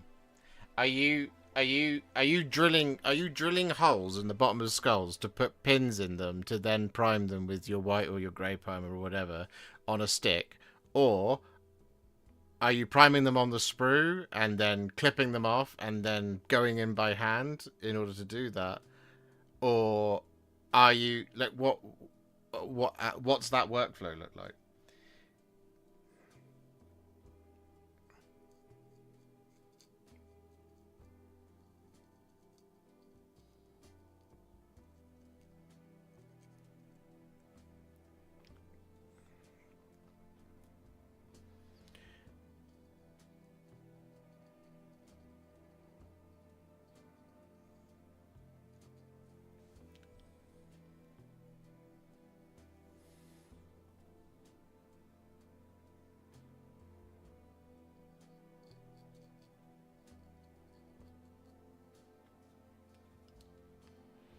Black base, wraithbone layer, earthshade oil cut where not wanted. White can use Nuln oil for eyes at end or for a small mid-sized skull. And bearing in mind, so this is a skull that's on the base, because I'll tell you how I do a skull that's on the base. Skeleton Horde.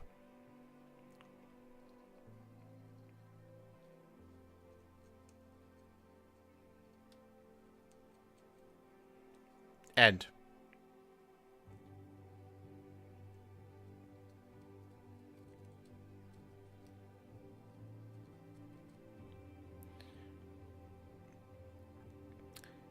Lots of tack and cardboard.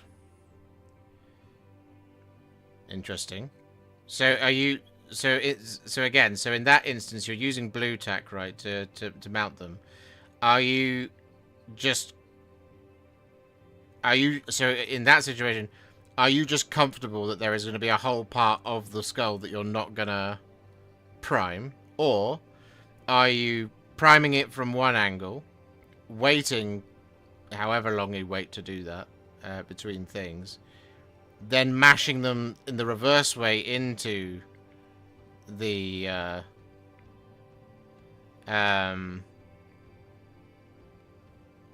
tack, and then priming it again.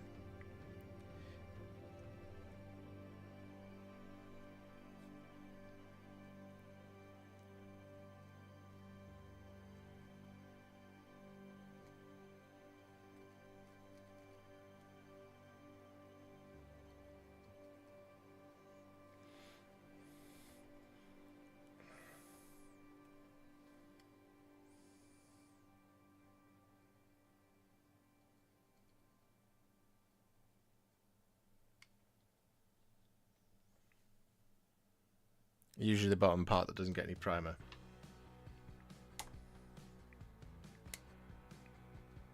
So yeah, so there's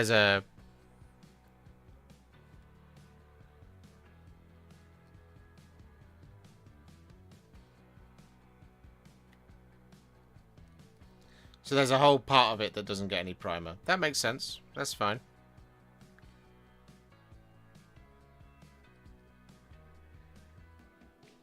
So here's my follow-up question. What happens if you want a skull to be upside down?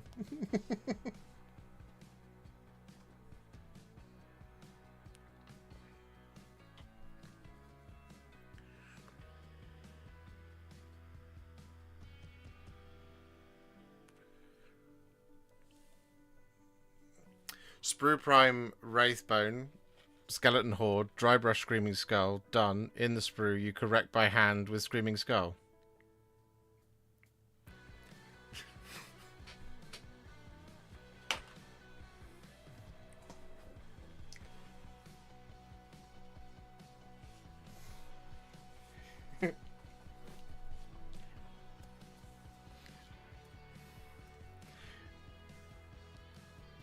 I have a question.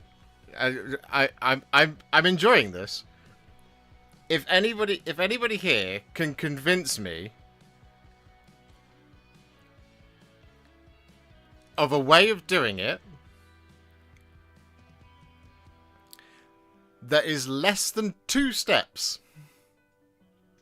that fits into my workflow, I will do it. But there is an awful lot of effort going on here. And I will not yuck your yum. I will not. Because it sounds great. And I love that you guys do this stuff. But for me personally, I am not putting an hour and a half or whatever, or 2 hours, or however much of my life, into painting a bunch of skulls to put on bases. I'm just not doing it. You know?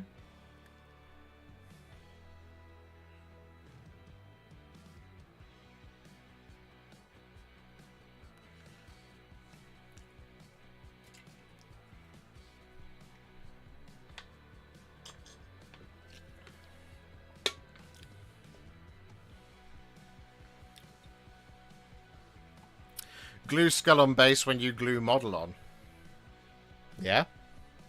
Do you know what the annoying thing about that is, though? You have to avoid it when you're painting the model.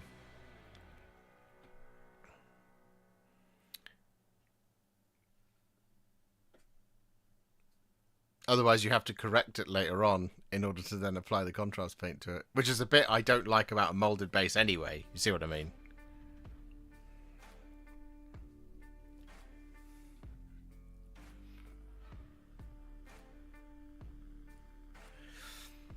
Like in this instance here. Alright, I'll show you what I mean. So see with this guy. There is blue all over that rock. So and because there's two different shades of blue going on there, because I haven't made the same mistake in it twice, I'm probably going to have to relayer that with a bit of grey sear before I can put some black Templar over the top of it, because otherwise you're going to see it through the thing. And that annoys me anyway.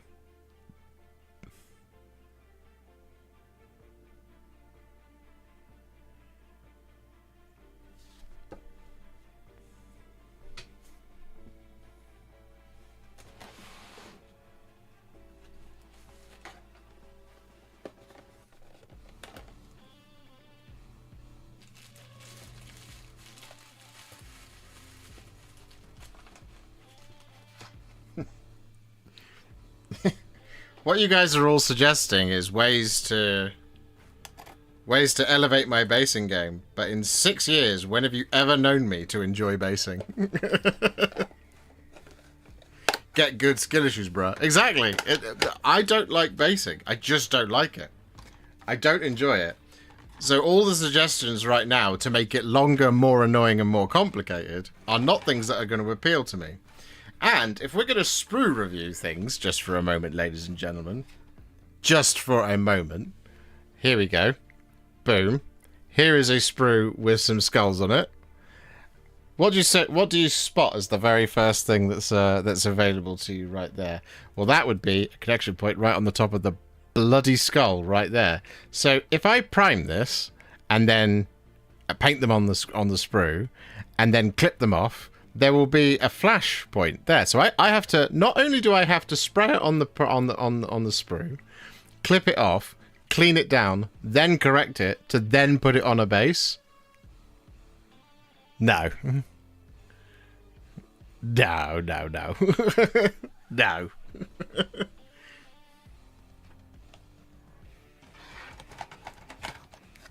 I get this stuff, because maybe I'll do it.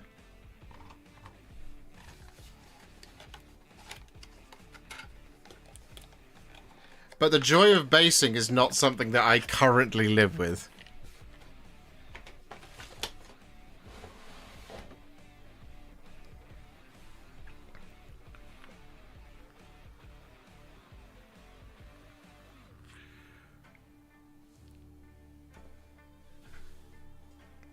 Just have it upside down. But all of them in that row are all going to be upside down. So every one of my skulls is all going to be upside down in exactly the same way. And even then, do you know what I'm going to do? I'm going to glue it onto the base, and I'm going to dry brush it with Tyrant Skull anyway. So, ultimately, it's an exercise of futility. Because it's, why don't you enjoy doing the thing that you don't enjoy by making it more complicated and annoying for yourself?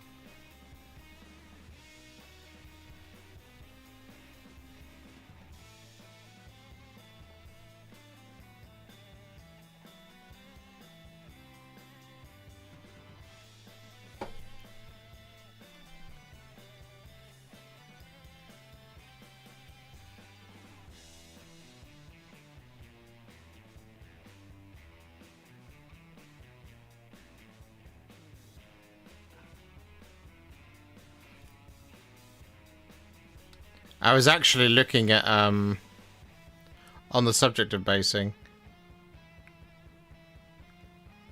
I was actually looking at the Gamer's Grass battle-ready bases as a viable way to never have to deal with it ever again. But I am not made of money, so that would be very, very expensive. Plus, I do it this way, so those models would then all be different. You know?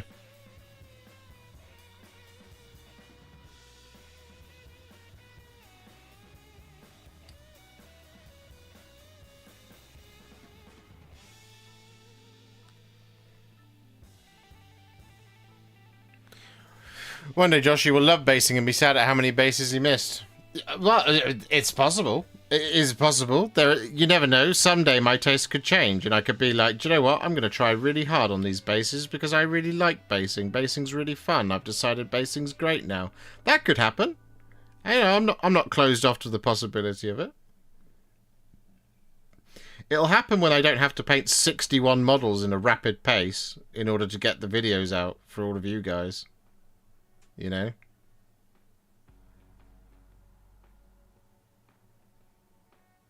For therein lies another problem.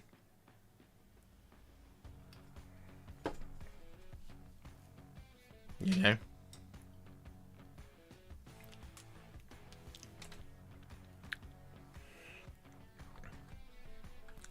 Is there an upside to Tyrant Skull over just dry brushing the liquid version? Honest question, I'm pretty new still. Well, there isn't a liquid version of Tyrant Skull. So you could just use Screaming Skull, but what you have with Tyrant Skull, because it is a dry paint, it's meant for dry brushing. So it does the dry brush.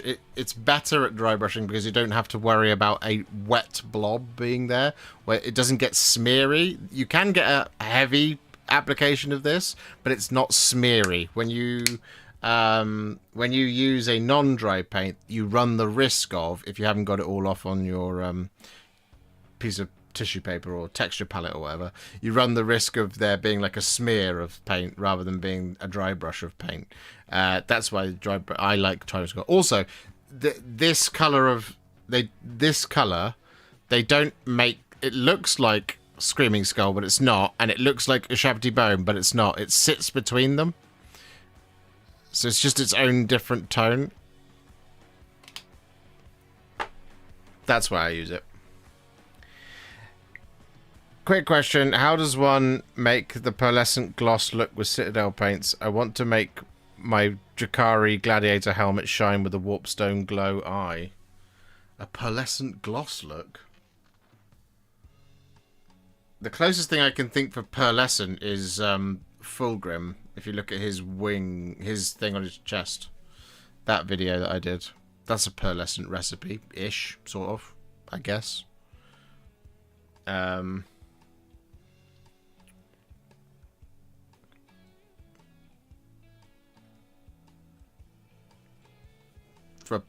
Yeah, that's the closest thing I can think of to getting to pearlescent.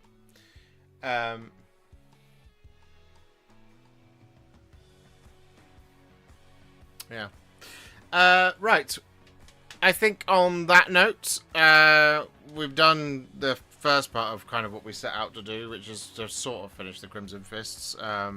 The transfers are still curing. They've had a layer of Microset and Microsol now.